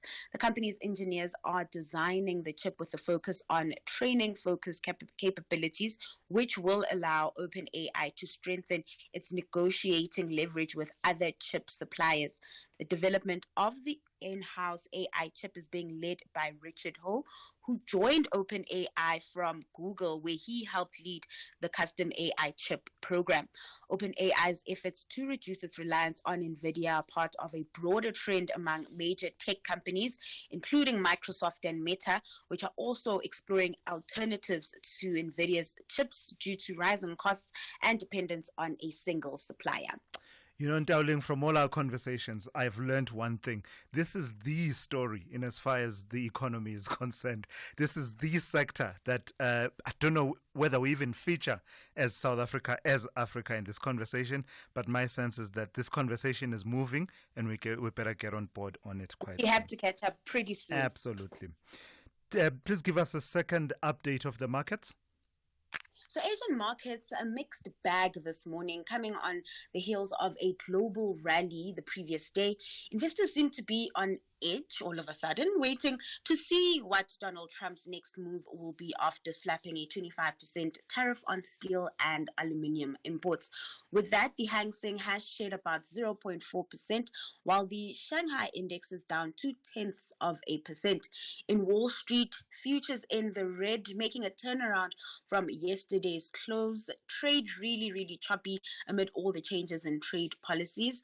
And then back at home, markets closed in positive territory yesterday, also benefiting from that global rally we saw. We are seeing that fizzling out though into today. The All Share though was up 0.33% in yesterday's trade. The rand in the meantime this morning remaining pretty steady. It's trading at 18.46 to the dollar. All right, thank you for that. That's Ntawuleng Lechela. She'll be back with one more update for you just before the resumption of trade on the JSE, and that's coming up after 8:30 here on the Morning Brief. In business, a rand saved is a rand earned. And almost 100,000 businesses trust OUTsurance. We're in the private security industry, and by switching to OUTsurance, we save 785 Rand a month. It's an extra tank of fuel, it's extra reward money that we pay our officers. When it comes to insurance, OUTsurance is our security company. For your business insurance, contact OUTsurance to see how much your business could save. SMS quote to 43328 for immediate cover, or visit outsurance.co.za today. A licensed insurer in FSP. T's and C's online.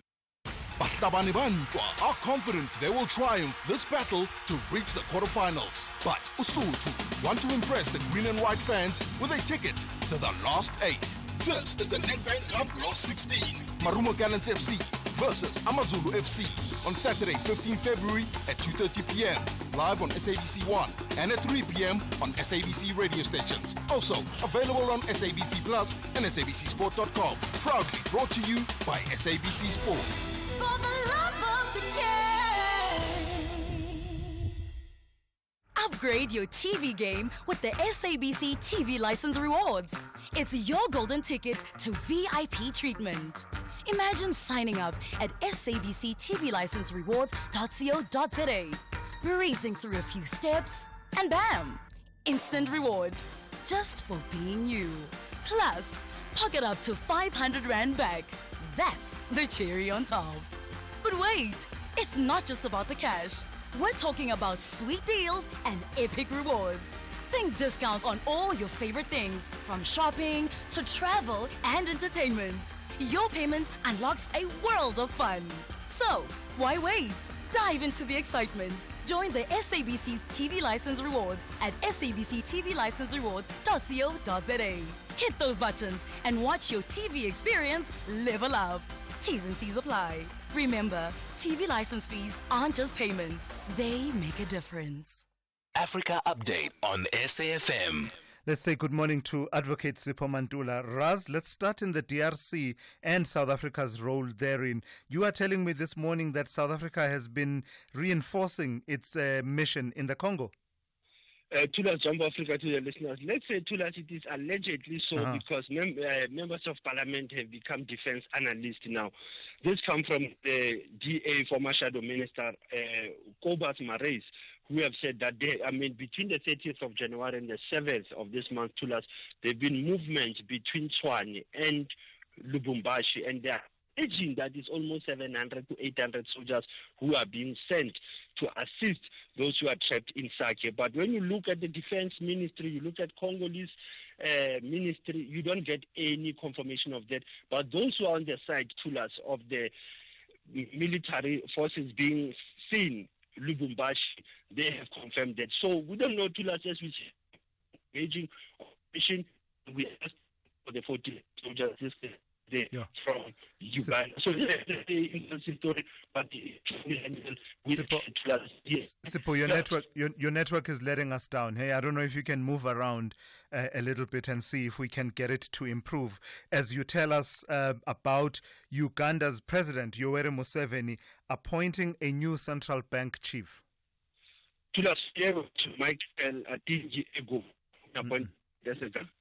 While Augustus Nwamba will be the Museveni has to confirm this through. These are the great governors who come from University of in Uganda. Another, there is a change within Museveni's economy point these two governors. Sipo, I'm terribly sorry. The line is really bad. And I don't know. Let's try with one more story, and if it doesn't work out, we're going to have to leave it for today. Tell me about the president of South Sudan firing his vice presidents.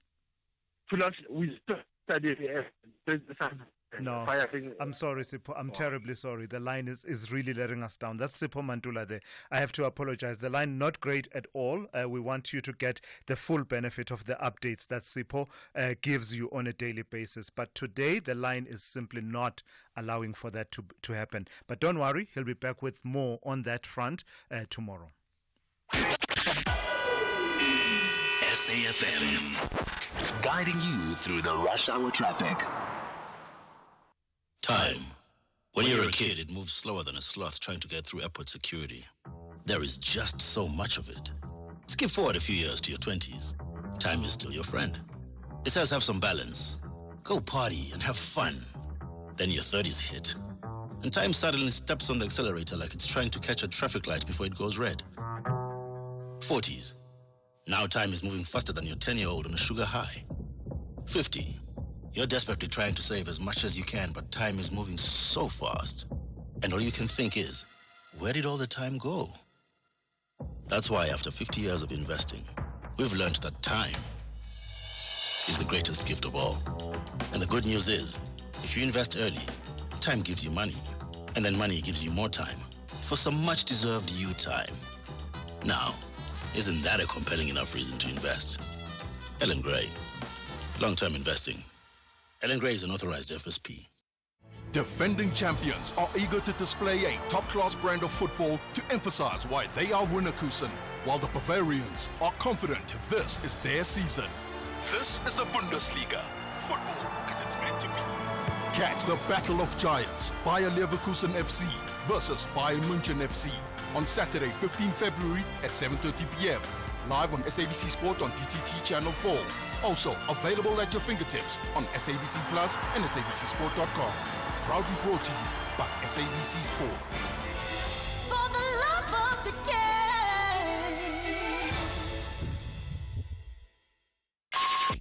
Call Thulasizwe now. 086 000 2032.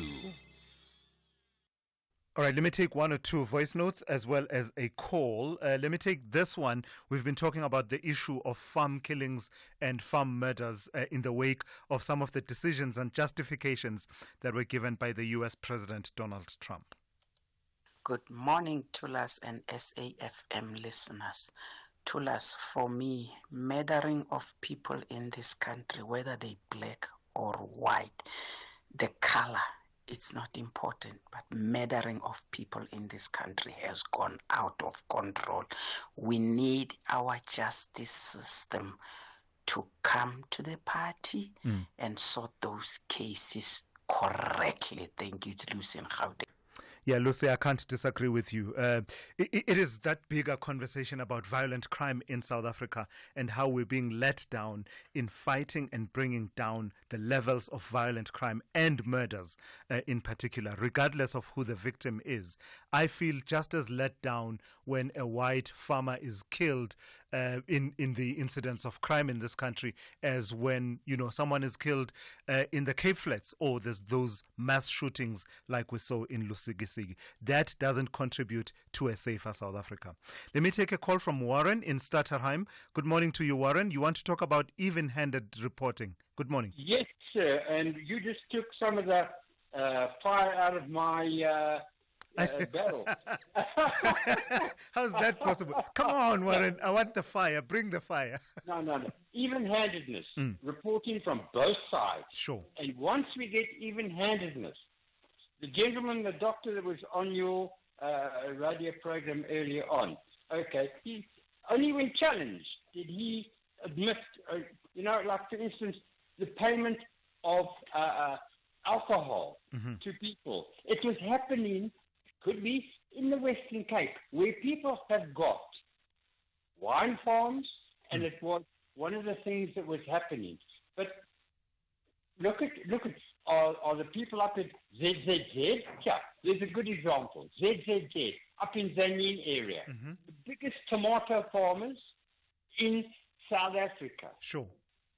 Now, they could be employing a lot of people who could be undocumented. Prove it. I'm 81. I ran a small business in Stutterheim. People do know me. Yeah. Okay, and I won't tell you the name of the small business because it's not on. But I'm 81. And I've been listening to Springbok Radio, SAFM, since the day dot. I'm quite honestly. And even-handedness, that's all I think people are asking in this country. Gotcha. Both sides of the spectrum. 100%. Okay. Warren, thank you for that. Basically, just show all sides to the argument. Always bring forward all sides to the argument. That's Warren there in Stutterheim. SAFM, guiding you through the rush hour traffic.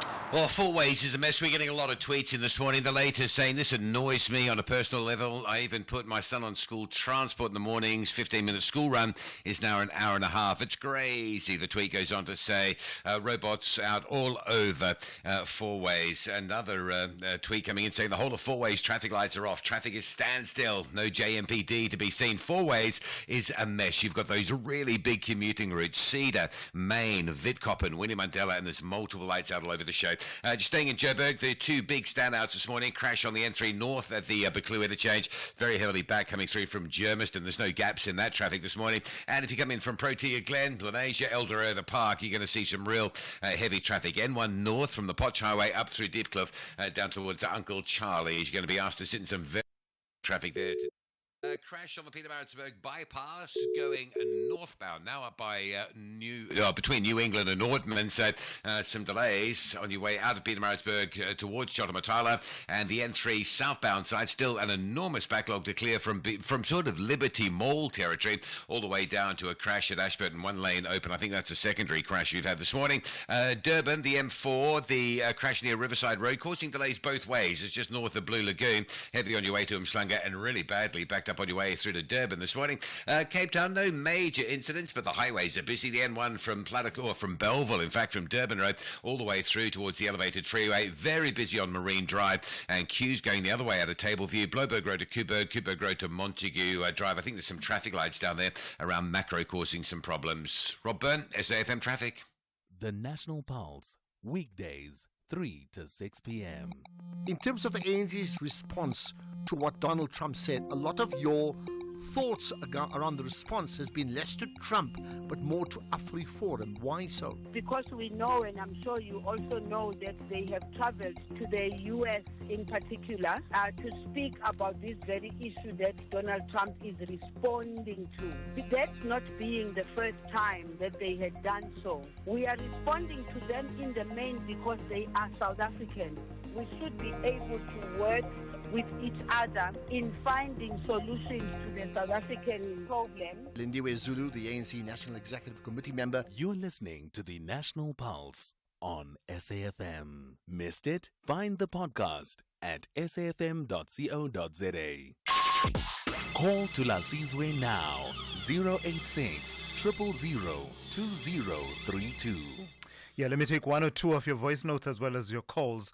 Let's take this one. Earlier on, we told you about what was happening overnight in the MK party. The posts by Thulasizwe Simelane directed at the Secretary General of the party, that is Floyd Shivambu, that have led to the MK party president, Jacob Zuma, saying that she should apologize and face disciplinary action or else face her membership being terminated. Just for context, Thulasizwe Simelane, if you don't know, is the daughter of the party president, Jacob Zuma. The leader of the MK party must bring order in that disorganized party. It seems as if Thulasizwe Zuma is calling the shots. Whatever decision Jacob Zuma is taking is an instruction from his daughter. This party will not grow if it's seen as a family business, just like Kaizer Chiefs. This is Rausal Ndogozo in Durban. Oh, you had to bring in Kaizer Chiefs. Why is Kaizer Chiefs catching strays there, as they say? Well, if you don't know, if you don't know, the part of the context are those posts on X that from Thulasizwe Simelane describing Floyd Shivambu as the worst thing that happened to the MK and using the F word, F you Floyd, and others, and so on and so on. So that's part of the context of what you were hearing there. The Morning Brief with Thulasizwe Simelane. All right, let me bring you this story. Amid threats and concerns about South Africa's trade relations with the United States, the role of BRICS, Brazil, Russia, India, China, South Africa as a bloc has come into sharp focus.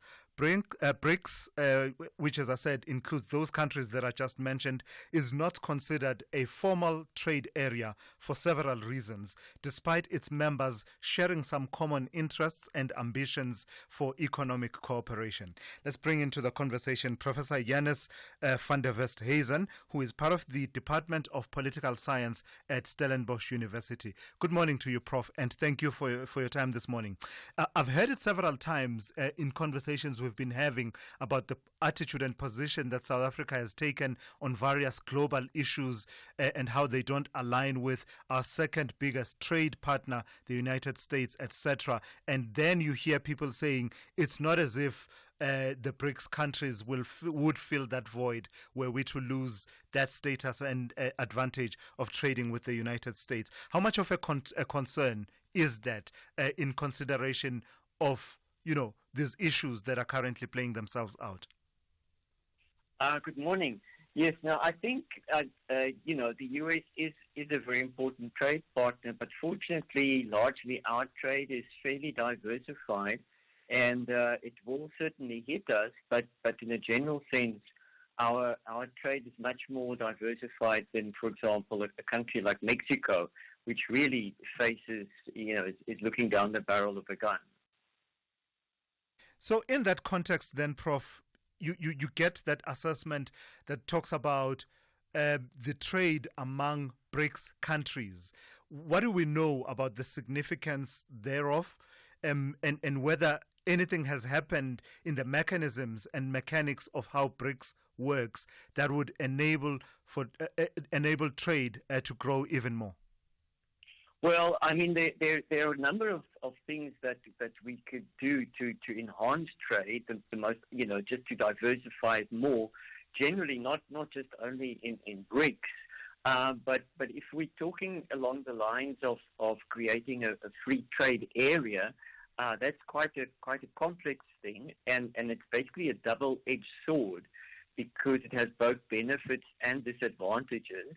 The benefits, of course, is that if you, for example, imagine all the BRICS countries being in a common free trade area, it would be an enormous market. But the disadvantage of that is the incredible complexity of coordinating all of this, and the main reason there is very different levels of economic development and economic power between the different countries. And a very good example of this complexity we can see in the negotiations between Mercosur, which is the free trade area of South America, which is Argentina, Brazil, Paraguay, Uruguay, and most recently Bolivia, and the European Union. And they've been pushing hard to have a free trade area between Mercosur and the EU. You can just imagine the enormous market that would entail. But those negotiations have been going on for more than 10 years now. And one of the complexities there, to just mention one, is that especially European farmers, and particularly those in France, are very concerned about the power of the Argentinian and Brazilian agricultural sectors. You know, the French farmers are politically very powerful, and they don't want this deal to go through because they fear that, you know, in Argentina or Brazil's very, very big agricultural sectors could simply wipe out their agricultural goods. And they're also concerned that, for example, the environmental and other regulations are not as strict as they would be in the European Union. So these concerns are very complex. The other one, for example, is if you just think between South Africa and Brazil, for many years we've had a trade dispute on chickens. And, you know, South Africa's been very unhappy about the fact that Brazil dumps a lot of its much cheaper chickens in the South African market, and that could easily wipe out the South African chicken industry. And so we can go on and on. If we imagine, let's say, Iran has a very good iron and steel sector, and suddenly Iran is able to, sell their steel in South Africa cheaper than it is made here, you can just imagine the impact on the South African steel sector, and it's already suffering very badly. So these are essentially the complex issues that you need to deal with. Lots of moving parts. Thank you for your time and your insights this morning. That's Professor Jannes van der Westhuizen, who is part of the Department of Political Science at Stellenbosch University. Let's check in now with Ann Musa with the latest news.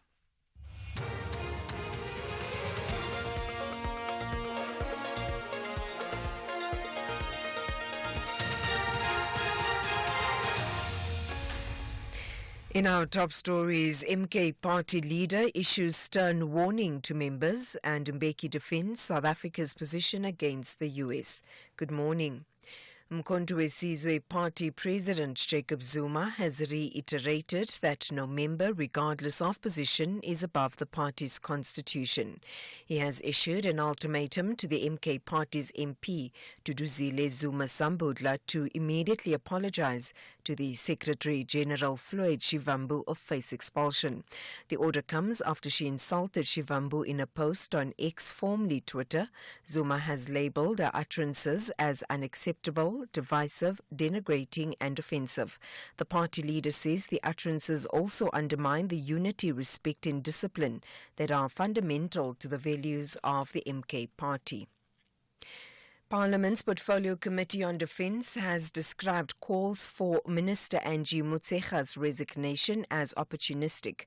Yesterday, Parliament held a special sitting during which the deaths of 14 South African soldiers in the DRC was debated. The soldiers were killed in fighting between the M23 rebels and the Congolese army in the eastern DRC town of Goma. Several political parties are demanding that the minister steps down. The committee's chairperson, Dakota Lehuete, says the soldiers were deployed to the DRC long before the minister became defense minister. She's only less than 6 months in office after being appointed by the president. When she was appointed, the ordeal in the Eastern DRC was already on, and it would be very unfair and very unfortunate for calling for a resignation at such an early point of the case. And we would like any political party to get to their senses and understand the sense of the occasion. Where we are now, we are mourning the death of 14 of our soldiers. There is no need for any political party to dance on the souls of our fallen soldiers or even use this for political mileage. Meanwhile, Mutsecha says the bodies of the SANDF soldiers are expected to be repatriated from the Ugandan capital Kampala on Thursday. And Chair, I must say, from the latest reports, yes, indeed, the delay is very disheartening. Currently, from the reports we're receiving, that they are still in Uganda, undergoing all the medical processes, and which we also are pressing very hard to get our deceased. But by the latest, we are told that Thursday they will be here.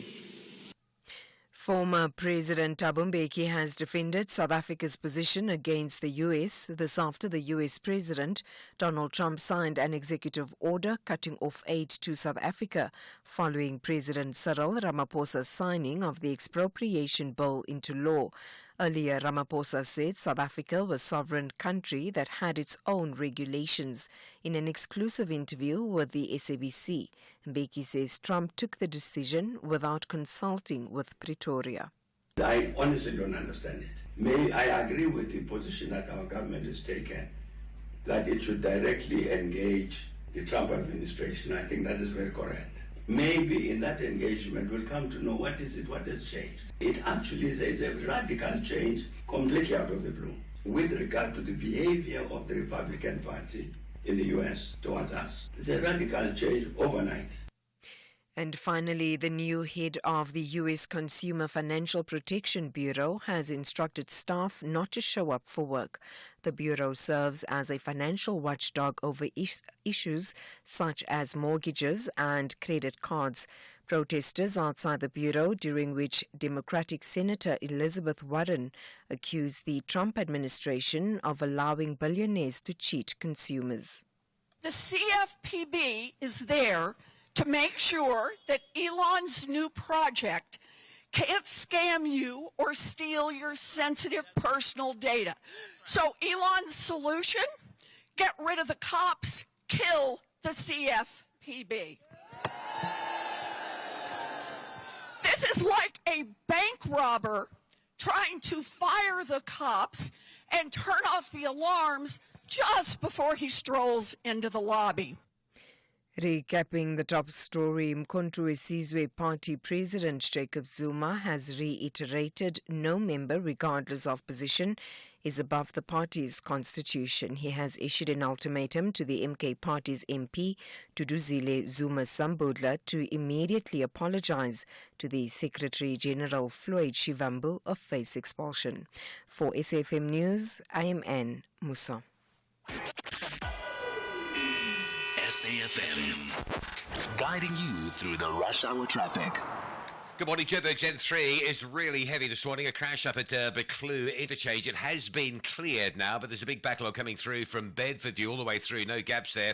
The N1 in from Protea Glen and Eldo's. Very heavy morning, backing up from the Potch Highway, the N12 Potch Highway, all the way through Deepcliff for a turn down towards Uncle Charlie. Some pretty extreme delays out that way this morning. And the crash on Pretoria's Eskio Pathlali at Marabasta, causing a pushback halfway down the Mopoli Highway to Bremer Street. That's heavy. Durban, the M4, a crash just north of Blue Lagoon earlier this morning, is largely the reason that the M4 inbound from Umhlanga is so bad. Crash delays coming through Pietermaritzburg to Ashburton. It's very heavy from Liberty Mall right down to Market Road now, and going the other way, driving up towards Hilton and Howick, a crash near Ortman Road, causing quite a pushback going inland, if you like, on the N3 passing Pietermaritzburg. Cape Town, Viking Way, very heavy from LCs through to Epping, and Marine Drive, plenty of traffic this morning from Sunningdale through to Racecourse Road, and then from Milnerton High School right through to Milner Road in Parton Island. Two big queues to work through. Rob Byrne, SAFM Traffic. A very good morning to you in your SFM sports headlines. It is soccer news. The Mamelodi Sundowns coach Miguel Cardoso impressed as his January signing step up. And in cycling, Danielle Matthews becomes South Africa's first cyclist of colour to win a national road title. All the details and more around 8:30.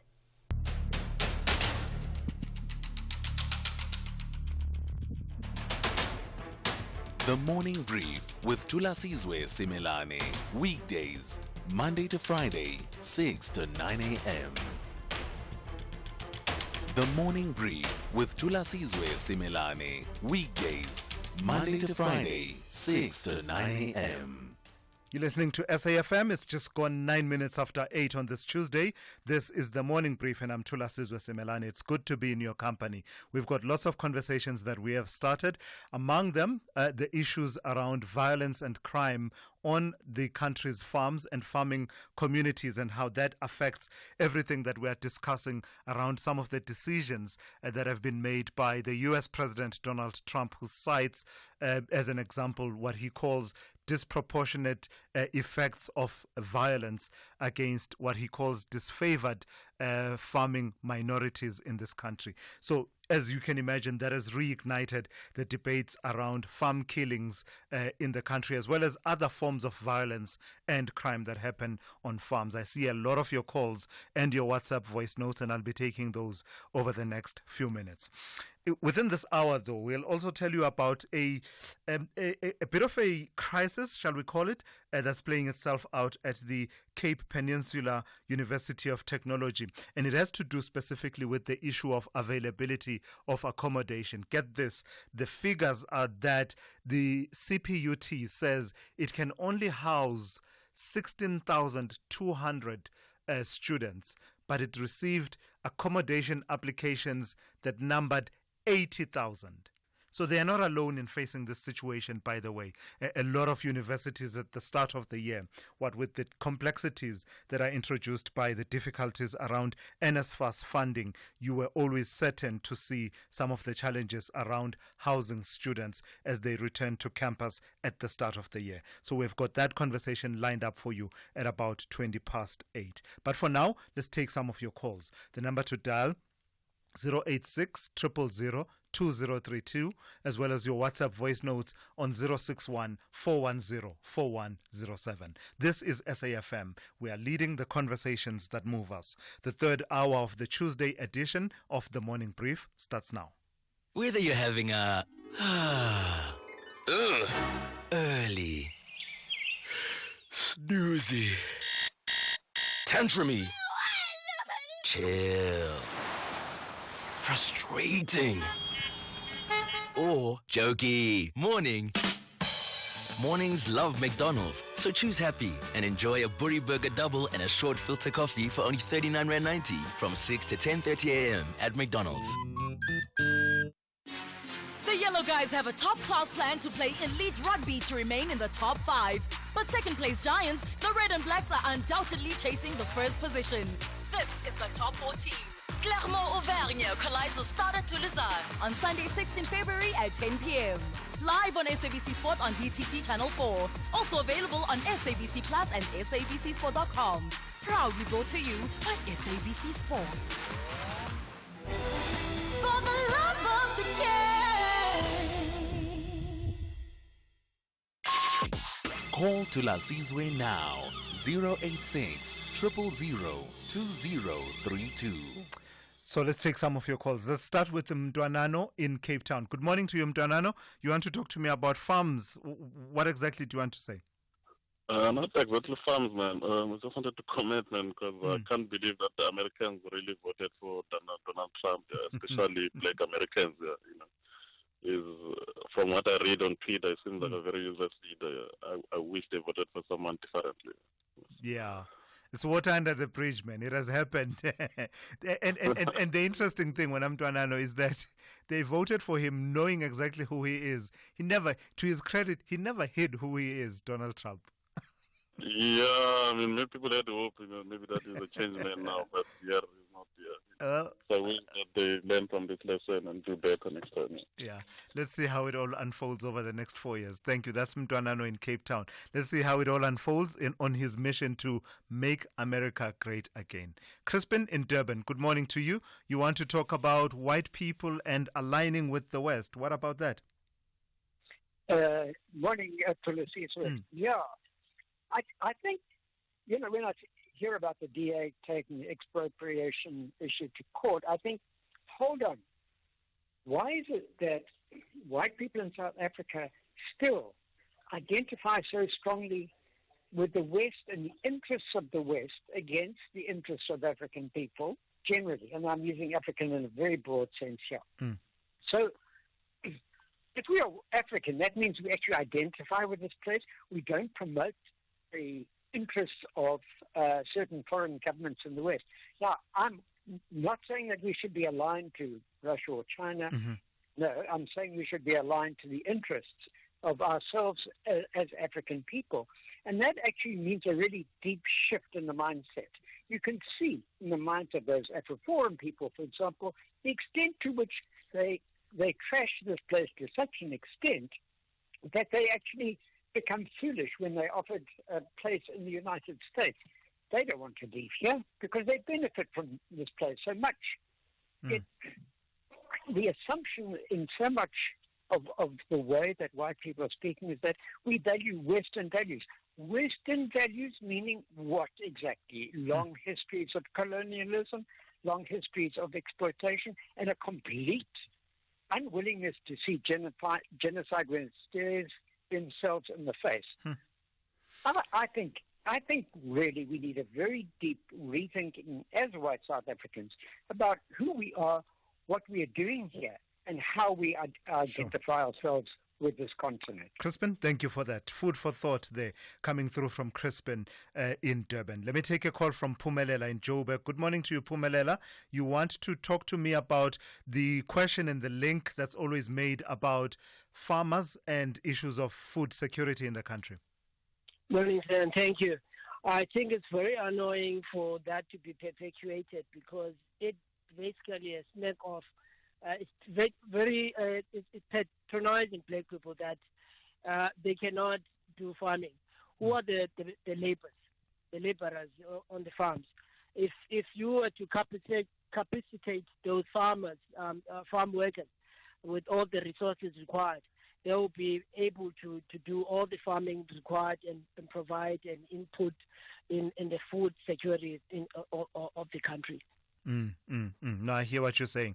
Thank you for that, Pumelela in Joburg. Just responding to that narrative that says if the farmers leave or if the farmers are killed, and in many instances referring specifically to white South African farmers, if that happens, then you would face food security challenges in the country.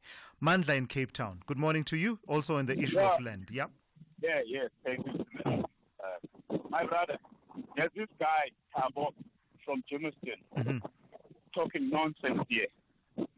He's saying willing buyer, willing seller did not work in South Africa. If I may ask, what is willing buyer, willing seller? Yep. I'm asking you, Thulas. Well, Mandla, the thing about it is, for me, I know for a fact that willing buyer, willing seller was just a phrase that was coined by the politicians. Our constitution doesn't talk about willing buyer, willing seller. It gives so much leeway for the state to choose the time and place and manner of payment, etc. Yeah, but Simelane, it's English, ne? Yeah. Just explain it. What does it mean in English? Willing buyer, willing seller. Yeah, please go ahead. It means both sides of the transaction must be willing. Yeah. But my problem is you didn't ask him, Thulasizwe. You let him go.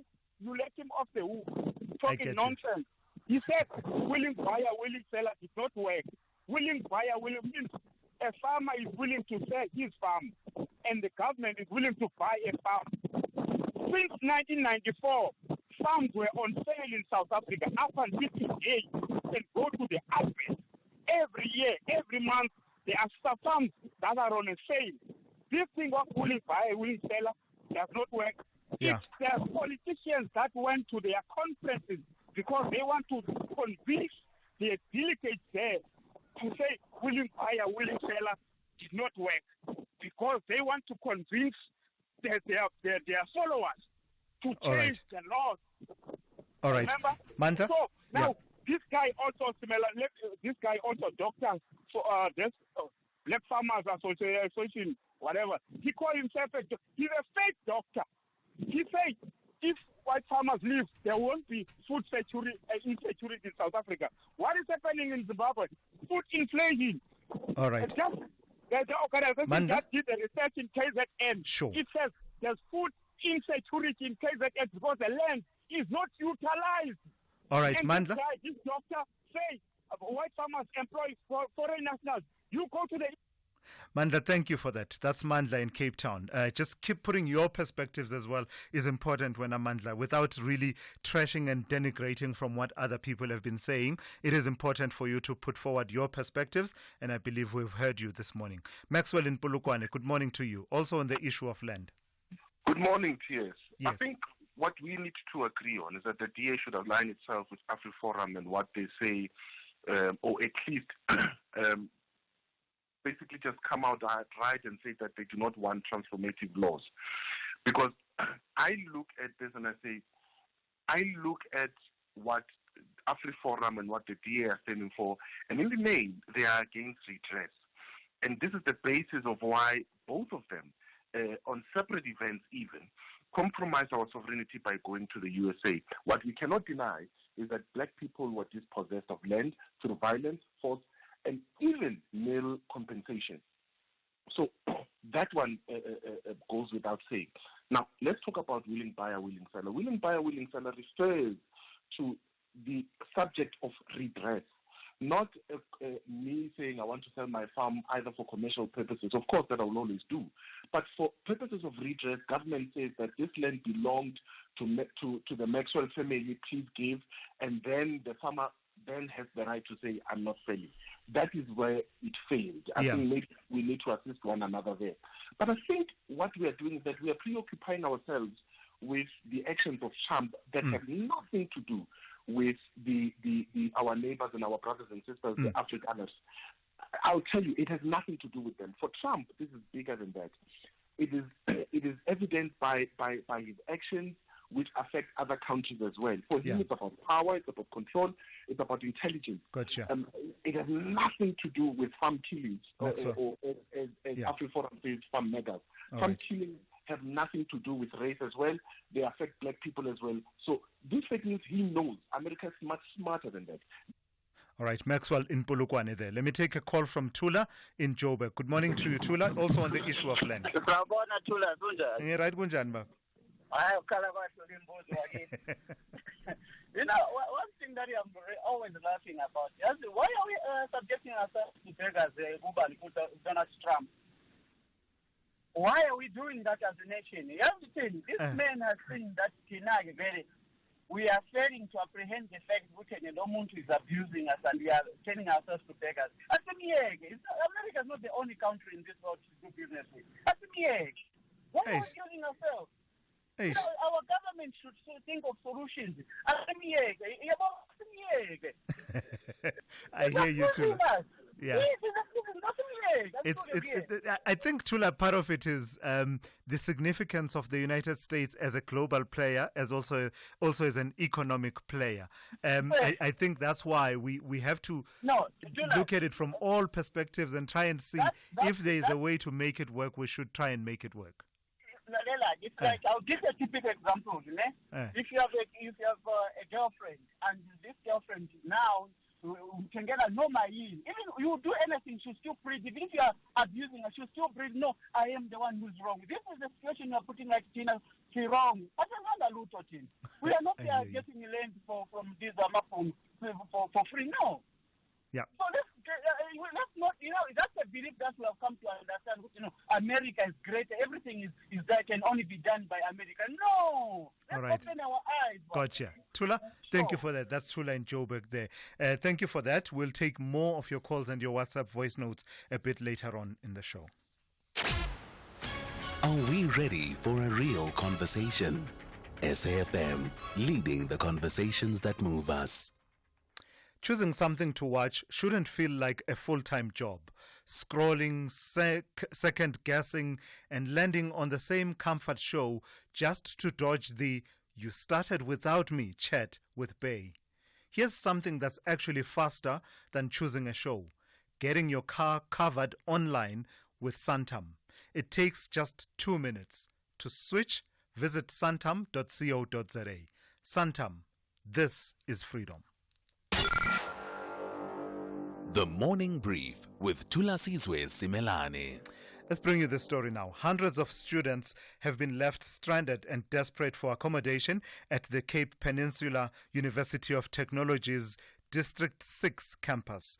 Despite being academically accepted, many students claim their residence applications have either been delayed or rejected without adequate explanation. Let's bring into the conversation Lauren Kansley, who is the spokesperson for CPUT. Good morning to you and thank you for your time. What is management's understanding of why we are in this position where so many students find themselves stranded at the start of the academic year?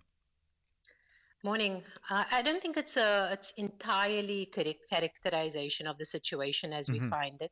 So CPUT in actual fact houses 50% of its student cohort in accommodation. We have the most residence and campus housing than any other university in the country. And that we really learned from, that those fees must fall years back in 2017 to 2018 where we were aware that, okay, this is a burning issue and we have to work on it, and we've progressively worked on it. So we added 1,000 beds to our complement for 2025, and that took it up to 16,200 beds. However, with that said, there's also a second line of accommodation. So when we talk about 16,200, we're saying that's, our A grade, Channel 1 accommodation. That's where people who apply on time, and thousands do. The system works if you work the system. So people have applied on time. They are very safely and happily in residence because they did all the appropriate things at the correct time. What we have is a situation where applicants, not necessarily students, have arrived at our door in the hopes of being accepted for study at CPUT. They do not have a place to study. They do not have a place to stay. They merely wish to do that. I see. So is that the bulk of the people that are finding themselves without accommodation at the moment? You are saying they are not accepted students with student numbers, etc. So it's a mix. It's a mix of that. And obviously, we also have people who perhaps haven't made residence application. I personally, in my personal capacity, get approached constantly by parents who they've just allowed their youngsters, to example, make their application to university, but then the child doesn't make the residence application. And then you wake up in January and realize, okay, well, I'm going to CPUT, but I have nowhere to stay.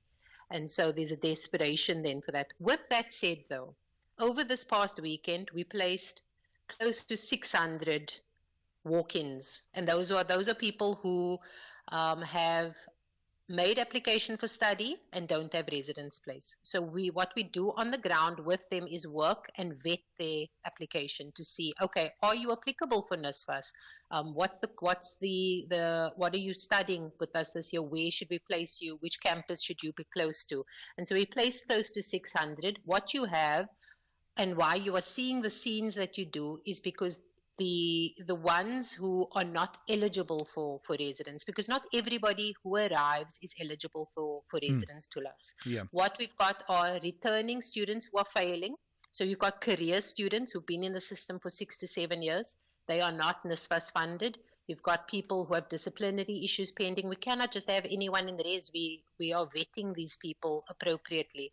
Perhaps you are not academically proceeding. So there's a range of different scenarios, and then what we find is that cohort, we clear away the first years and everybody who's eligible on a daily basis. We are finding places for these people, but this militant group are constantly kind of agitating and saying that the institution isn't assisting.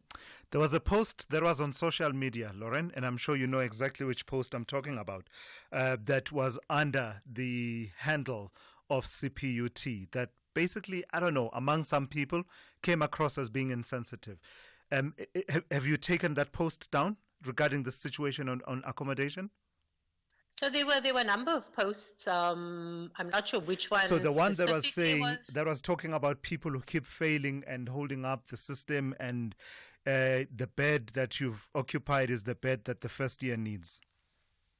I don't think that is necessarily incorrect. I think that I did allude to career students earlier, where we're talking about people who've been in the system for 6 to 7 years and have no interest in actually progressing, are actually gaming the system in some sort of way. We have desperate first years for those beds. So how is it possible that you have somebody who is close to 30 still in the system insisting that they are going to take a bed for the entire year when you are studying one subject, when somebody academically deserving is traveling from a different province, desperately needs that space? So you did not think that it was insensitive. It talks to a lived reality as far as you are concerned. It talks to a lived reality for that first year who is desperate for that place. I think that we need to CPUT will place first year females as a priority, and we need those beds for those students. All right. So there are other frustrations, Lauren, that some of these people, you say some of them are students, but others are not necessarily students, but applicants, that they've been, saying and talking about. They've been talking about applications remaining with the status of pending for several weeks. They're saying that is a frustration, but also they say that there's a lack of clear communication from your side about the status of their applications, particularly applications for residents. Yeah, so I don't think that that's been true for the over 1,000 to 2,000 people that we have placed who have had their pending status changed to accepted, and they've been moved. So we're not really hearing those stories from people who are now in res. I think that, as I said previously, the system works if you work the system. What we didn't need is hundreds of people arriving at the doorstep and essentially wanting to jump the waitlist queue. We have people waiting all across the country and within the Western Cape's outer reaches, waiting for the pending status to change. And what we are physically doing every single day is phoning every single person who's been allocated a res space and hasn't arrived yet and said, are you accepting this? And the minute they say no, we're able to reallocate that. And so we've worked through quite a bit, and a lot of people have been placed in that way. Right. All right, I've got to thank you for your time and your insights this morning. That is Lauren Kensley, who is the spokesperson for the Cape Peninsula University of Technology. Brings us to 8:30. Let's check in with Ann Musa with the latest news headlines. Good morning. Thanks to us. In the headlines, Electricity Minister and Energy Minister Hossein Ramokgopa has given the assurance that government is taking steps to eliminate load reduction nationwide, although the country has experienced a significant number of days without rolling blackouts. Some rural villages in Limpopo have electricity disruptions daily. MK Party President Jacob Zuma says Party Member of Parliament Duduzile Zuma Sambudla's insults against the Secretary General Floyd Shivambu undermines the unity, respect and discipline in the party. And Parliament's Portfolio Committee on Defence has described calls for Minister Angie Motshekga's resignation as opportunistic. Yesterday, Parliament held a special sitting during which the deaths of 14 South African soldiers in the DRC was debated. I'll have details on these and other stories at 9. SAFM, guiding you through the rush hour traffic. Crash in on Joburg's N3 going north of Buccleuch, which backed everything up this morning. It's all cleared, all lanes are open, but it's just a sort of sluggish return to normality, if you like. So just a lot of traffic between Galulis and Buccleuch. Crash if you're coming off that N3 onto Marlborough Drive to Southway, and that's causing quite a backlog through that Marlborough Gardens area. N1 north up through from the Potch Highway through Deepcliff down to Uncle Charlie's remains very heavy. Also, just factor in some queue time on Allendale Road, moving out of Tembisa across towards the Carstenoff Clinic on your way through to Midrand this morning. Peter Maritzburg stays heavy on the N3. The earlier truck crash which backed everything up at Ashburton's being cleared. There is a breakdown at New England Road in that queue, and there's another breakdown just past Market Road. So the N3 traffic going to Durban is backed heavily right through to sort of Liberty Mall territory. The amount of trucks in that queue is just absolutely Absolutely astounding to witness at such a high-volume truck road, that N3, and you get to see it when all the trucks back up like they are this morning. Cape Town, N7 to Bosmansdam Road, slow both ways. Kuburg Road out of Tableview, no lights at Macro, that's slow, and Marine Drive still solid. Tableview to Racecourse Road, then Milnerton High, down towards the Boundary Road Lagoon Beach territory. Rob Byrne, SAFM Traffic. This is SAFM Sport with Zai Khan. Zai, do you know this expression that says when things are going well, people say we are cruising nicely? Yes. Miguel Cardoso is cruising nicely at Sundowns, yeah? Man, it must be nice, eh? To be Miguel Cardoso and those new signings, they just walked in, they delivered. Cruising nicely. Cruise control. I love it, Thulas, because this is how the camp at Sundowns feel at the moment. They've sent that clear message over the weekend to Orlando Pirates and Loftus. The coach praising the immediate impact of his signings, Lucas Suarez, Jaden Adams, who've stepped up in the high-stakes clash. Now, Cardoso, he's also settling into his new role, acknowledging that there is pressure at Sundowns, where winning is not just expected, but demanded.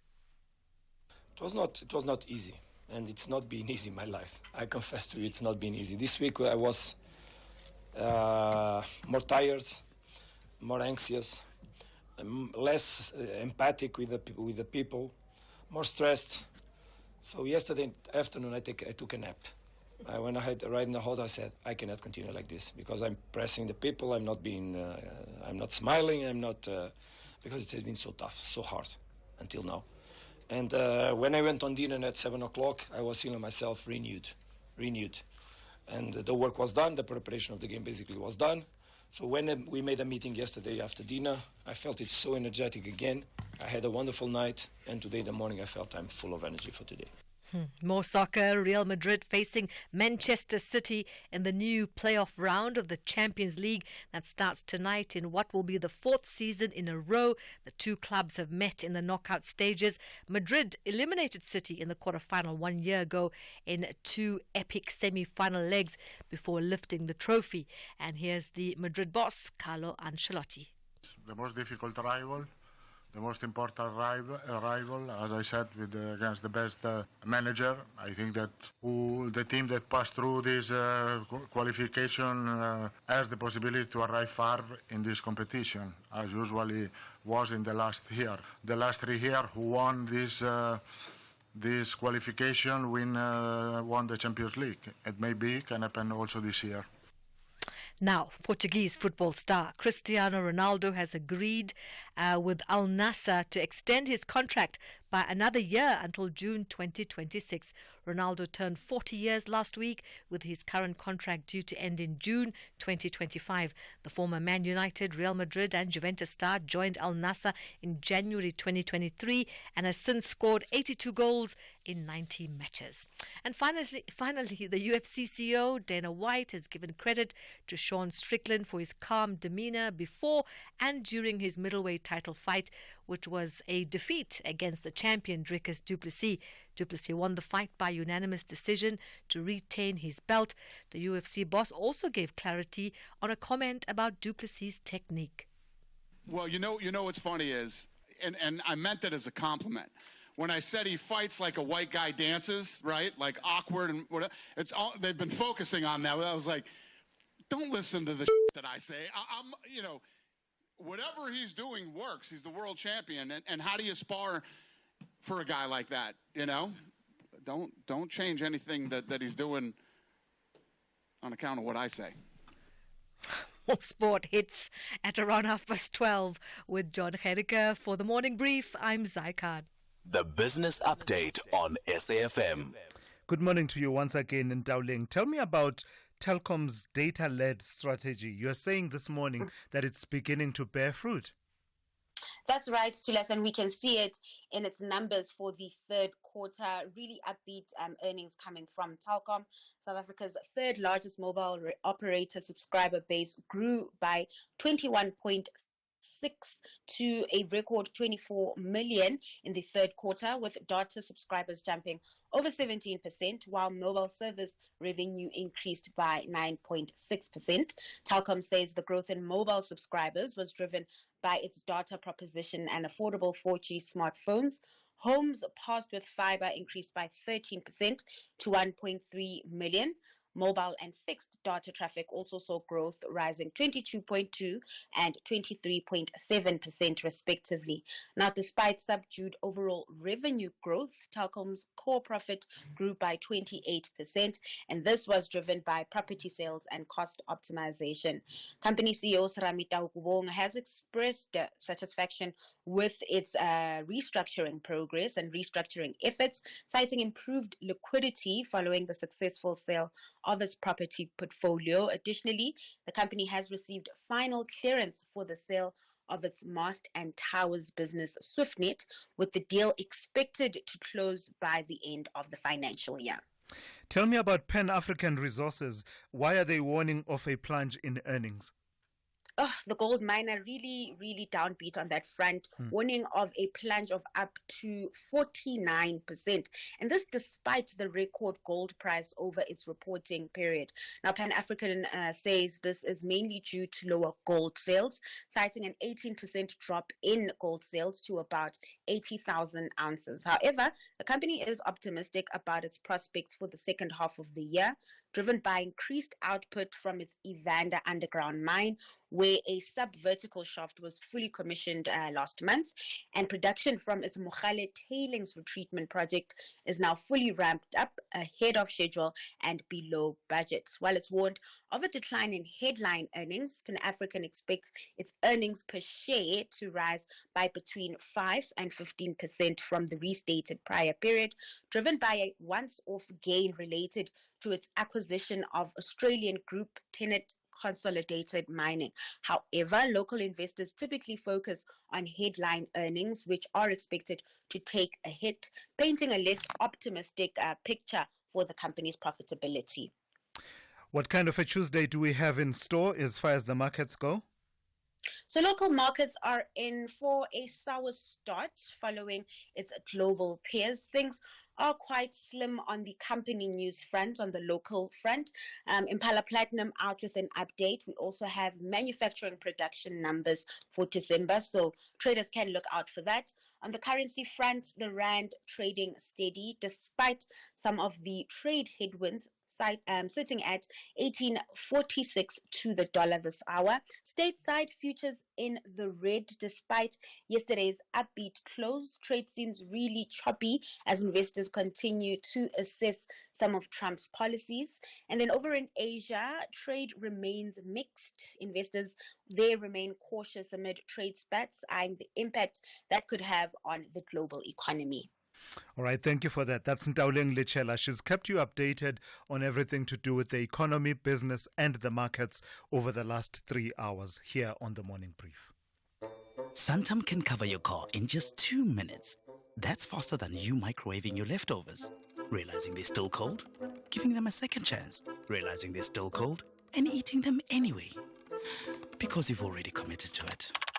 Get your car covered in just 2 minutes so you can live in the moment, not in the worry. Visit santam.co.za. Santam, this is freedom. Santam is an authorized FSP, a licensed non-life insurer and controlling company for its group companies.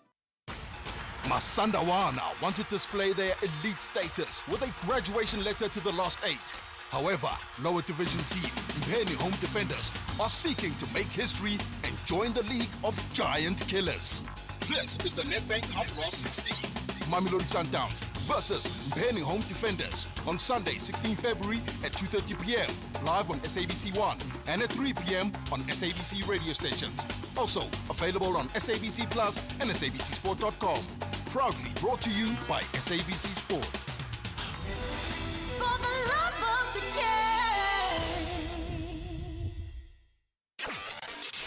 Across South Africa, online and on radio. SAFM, let's talk.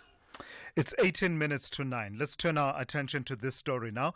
The National Employers Association of South Africa, NEASA, is questioning the country's economic sustainability after the recent minimum wage increases. NEASA is arguing that setting a national minimum wage in a developing economy like South Africa interferes with the free market.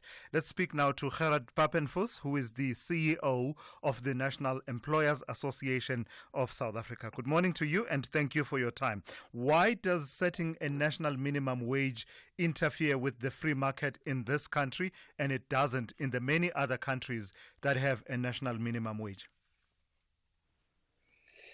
Well, we have in this country between 40 and 50% of people that's unemployed. And the current situation is that the minimum wage is not the only reason why the unemployment rate is that high. Mm-hmm. But what we have here is that a jobless person, if he can't find an employer that pays him that amount prescribed by the minimum wage, the commission, the current new minimum wage. Yes. If he can't find a business to pay him that, what's the alternative? Where does it leave him? So here, that's our problem. You see, we're not concerned about the amount. You can make the minimum wage whatever you want to, but you still need to find an employer that pays it. Now, here's the situation. Employers, well-doing employers pay much more than that. Much more than that. That's not an issue. Sure. It is those that's struggling, that cannot afford it. And, if you can afford it, then you'll pay it and you will pay more. Employers pay for good employees. And if you want to keep and recruit and to keep a good employee, then you have to pay. You have to compete with other employers or against other employers for the services of good employees. So that is not a problem for well-doing employers. They pay them much more. They pay for skills and for productivity. Sure. They pay for that. But it is the struggling business. And we go to rural areas, all of a sudden, startups, small businesses in the rural areas, all of a sudden you find out, hey, they cannot afford it. And they fly under the radar, but it's when that person leaves your services that becomes a problem. So they stay away from employees. If they can't afford to pay them, they just don't. They can't afford to pay them, they don't employ them. Are you saying the systems of exemption from the national minimum wage do not work for those employers that you're saying cannot afford the national minimum wage? So you know what? I know that an employer, and I'm talking the struggling employer, he must now employ somebody, then he must go through a whole system and reveal all his financial records, and he must send it to the Department of Labor where an official decides whether he can afford it or not. Let me tell you, they won't do it. This is just how this thing is. You go to the Department of Labor to say, may I pay this person 10% less? They won't do it. It doesn't work. That's not how business works. That's a small entrepreneur who's struggling to make a living, who himself might not even earn that amount. What do you mean? What do you mean they won't do it? This is an administrative function that they have to do by law. Are you saying that these applications get no response? No, I'm applications not saying they're by not getting employers. response. I say employers won't do it. Employers won't do it. Well, that's a problem, isn't it? Won't do it. Small guys, look, if you understand the informal nature of small businesses in rural areas, you start something, you don't go and register. You don't have books of account. You start up. This is how small business starts. You informally get somebody and says, work for me, I'll pay you 2,000 Rand a month, whatever the case may be.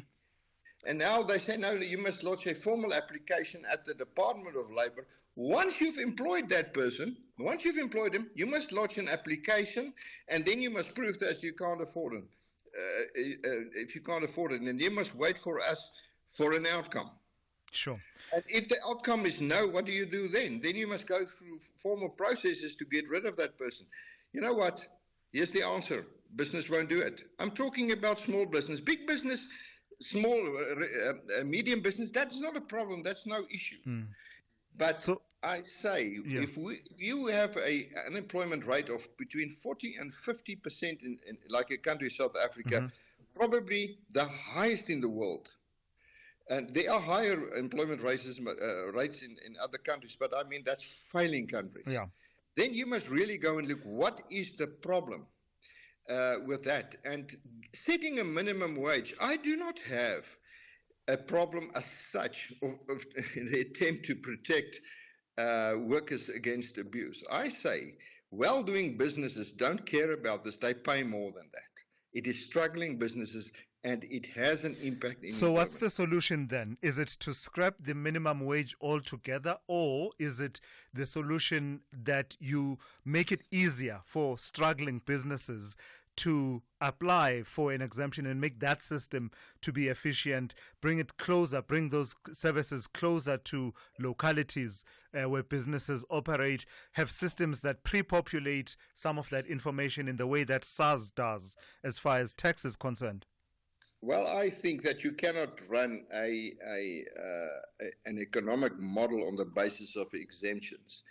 But what you can do is that you can set a minimum wage, but if an employee agrees with an employer on a lesser rate, that's good. That's how you do it. If the employee says, I'm prepared to work for you, and let's just use an amount. The minimum wage now is 4,000. I will work for you for 2,000. Well, if you don't employ me and I get 2,000 from you, what will I get? That would completely undermine the whole point of a national minimum wage. I mean, there would be so many of these relationships, So if I can't pay you the 4,000, so where you go now? Many employers would say, I can't afford, including those who actually can afford to pay the minimum wage. So, but how are we going to solve the unemployment problem? Which is not only denying people an income, but denying the opportunity to find a work, to create a situation where you can obtain self-worth, where you can get some experience. Yeah. Because once you have a foot in the door, sure, and a good employer sees quality and they pay for it. If I, as an employer, don't pay you well, somebody else will see your qualities and take you. So how do I keep you? How do I retain your services? I pay you more. But first, I want to see where you are. Of course, there will be abuse, but strong businesses don't abuse. They're beyond that. So how do we take this forward then, Mr. Papenfuss? National minimum wage is the law of the land as we speak today. Yeah. How do we take it forward with the newly gazetted national minimum wage benchmarks that have already been set coming into effect on the 1st of March? Well, I tell you what, government will have to change the model. That's one thing, but I don't think they will. They have to introduce economic policies on a wide range of issues that stimulate business, that make it easier to do business. But the government, unfortunately, has no inclination towards making it easier for business. What they do is they sit around their tables and their boardrooms and they decide, how can we make it more difficult for business? How we can make it harder? How can we make this environment more insecure for business? How can we not encourage investment in South Africa? That's what they do. They don't say, let's make it easier. All right. You know, what? Yes, an interesting thing. All the protection that employees enjoy against dismissal, for instance, that's pressing down wages. You know, if I employ a person, then that is a risk. I take a risk. I don't know how it's going to work out. All right. Then, so that's a risk. So all right. You Mr. set a Papenfuss? wage. Yeah. Sorry. No, thank you. Thank you for your time. I'm completely out of time, but I appreciate your inputs this morning. That's Gerard Papenfuss, who is the CEO of the National Employers Association of South Africa. SAFM. guiding you through the rush hour traffic. Pressure around Joburg's Buccleuch interchange this morning. The N3 from Edenvale heading up all the way to Buccleuch is busy. The N1 North from Rivonia has got a breakdown at Buccleuch, and then the Mike one coming off the N1 South down towards Marlborough Drive quite slow. If you're turning off the N3 into Santon, there is a crash at Marlborough Gardens this morning, causing some delays through there as well. Pretoria looks good, seized up after a reasonably busy run through the rain earlier. Durban's N2 North still under a lot of pressure this morning from M7 moving through to Westwood Mall. It's a stationary bus just after Spaghetti Junction into the roadworks. That's the reason for that. If you normally do that N2, you'd get through okay this time of morning normally, but not today. All the breakdowns and crash scenes between Pietermaritzburg and Ashburton on the Durban-bound track have been cleared. There probably will be some of those trucks in that enormous backlog that break down during the course of the morning between Pietermaritzburg and Durban, but all the major obstructions have backed everything up or out of the way. Cape Town, a lot of pressure just out of town on the R44 at the Club Muds crossing. If you're going to or from sort of Stellenbosch, that's heavy. Central Stellenbosch is really busy as well. N1 into town, Plattercliff to the CBD is busy, and the N7 North heavily congested at 4 Trekker Road, and then more queues all the way through to Bosmansdam Road. Rob Byrne, SAFM Traffic. Outsurance has another random fact for you. In 1998, a kid's 20 Rand pocket money meant a shopping spree at the school tuck shop. Now, they need about 70 Rand. The cost of living has gone up, but Outsurance is still committed to giving you big savings on your car insurance. SMS out to 30754. That's out to 30754 to switch and save today. Let's hear what real Outsurance clients have to say. When you deal with Outsurance, it is effortless. They treated us like human beings. With Outsurance, you always get something out. Outsurance has paid out more than 6 billion Rand in out bonuses. That's more than any other insurer. With Outsurance, when you look at it, it sounds too good to be true, but it's good. It's true. SMS out to 30754. That's out to 30754. With Outsurance, you always get something out. A licensed insurer and FSP. T's and C's online. Defending champions are eager to display a top-class brand of football to emphasize why they are Wienerkusen, while the Bavarians are confident this is their season. This is the Bundesliga, football as it's meant to be. Catch the Battle of Giants, Bayer Leverkusen FC versus Bayern München FC on Saturday, 15 February at 7:30 p.m. Live on SABC Sport on DTT Channel 4. Also available at your fingertips on SABC Plus and SABCSport.com. Proudly brought to you by SABC Sport. For the love of the game.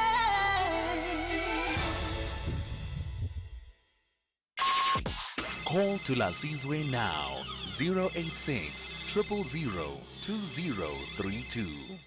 Yeah, I must tell you, we had promised you an interview with Helen Zille about the party's application against the Expropriation Act. We just battled to align with Helen Zille this morning. She's had a busy morning with all sorts of interviews, and somewhere in between there, our times just could not align. But keep listening here on SAFM. That story will be covered extensively. Right, you've heard our story. Let's hear yours. Let's take one or two of your voice notes as well as your calls now.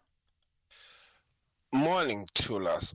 It's very disappointing. Why so much airtime for the DA and Donald Trump? We know Donald Trump is talking lies. The DA is opposing the act. But nothing is said about MK Party laying charges of treason against these people that perpetrated these lies. So the narrative that's being pushed is that of fighting this policy instead of promoting it. Now, I don't know if that's the narrative. I think our approach has been to say, let's stress test these arguments, expose the flaws in some of the arguments. And that's an important element as well. For instance, the disinformation. If you were listening a few days ago, we called it for what it is, disinformation. So you've got to put it on for you to be able to push back and actually challenge some of these narratives, these problematic narratives.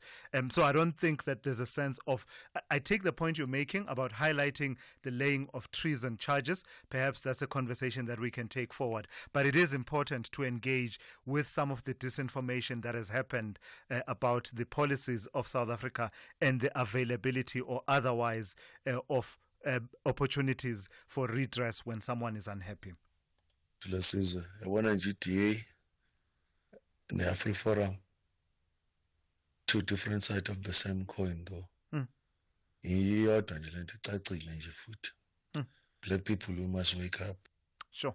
All right. Thank you for that. Let me take some of your calls. Let me start with Bond in Gqeberha. Good morning to you, Bond, my good friend. You want to talk to me about race-based policies. What are those?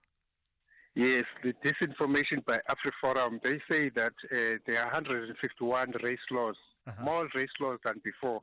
The answer is simple, fellow South Africans. Section 1 of the Constitution encapsulates the values of South Africa, the cultural values that we have, like freedom, human dignity, non-racialism, non-sexism, but the one that is relevant is the achievement of equality. Unpack this sentence, these three words, achievement of equality.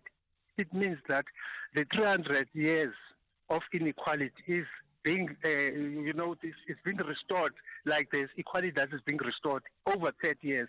It has to be done through legislation that finds expression in Section 9, which says, although we are all equal, but there will be steps taken legislatively to restore historical balances. It's not only race, it's a question of also women that were disadvantaged. It's talking about those that were historically disadvantaged, nothing to do with race. So the Section 1 is an answer to that. There has to be race laws or historical laws to balance that. And also, Section 9 says, although we're equal, there has to be a balancing of things. Lastly, this is every cloud has got a silver lining. I'm calling upon true South Africans, true patriots to rally together around this disinformation. There could be a lobby group that goes to America to lobby people to take this executive action under review in terms of the United States laws, because although there's an executive order, if it's irrational, the court there can set it aside. So let's do that, use our own muscles and talk to people in America to have that executive order set aside was irrational. If it was in South Africa, the AfriForum would have ran to the Constitutional Court now to declare irrational because of this information. Bond, thank you very much, Tula. Bond, that's all I can say. This narrative of race-based laws, what Bond is saying, really, what do they say in academia? EBID. I attach my concurrence to that, because for me it is historical disadvantage based laws. That's what the Constitution talks about, and it's a fact of history that in South Africa, if you are seeking to advance, as the Constitution says in Section 9, people advantaged by historical patterns of discrimination. Who are those people in South Africa? Who are they? But the basis of the law, of the constitutional clause, and the laws that flow from it that are ordered by the Constitution is patterns of historical discrimination leading to disadvantage that the Constitution says we must fix. Who are the people that were historically disadvantaged in South Africa? Let's leave it there. I think Bond has said it all. Bishop Makubo, I apologize. I did not get to take your call, but I do promise we'll prioritize you. And that's how we come to the end of today's edition of the Morning Brief. Thank you for listening and thank you for your engagement. The Talking Point is up next with Kathy Mutlatlana here on SAFM after the news.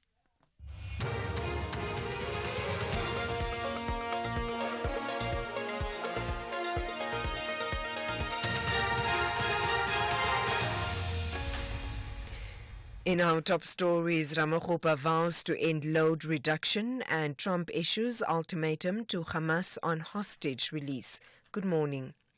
The Electricity and Energy Minister, Hosiense Ramaphosa, has given the assurance that government is taking steps to eliminate load reduction nationwide.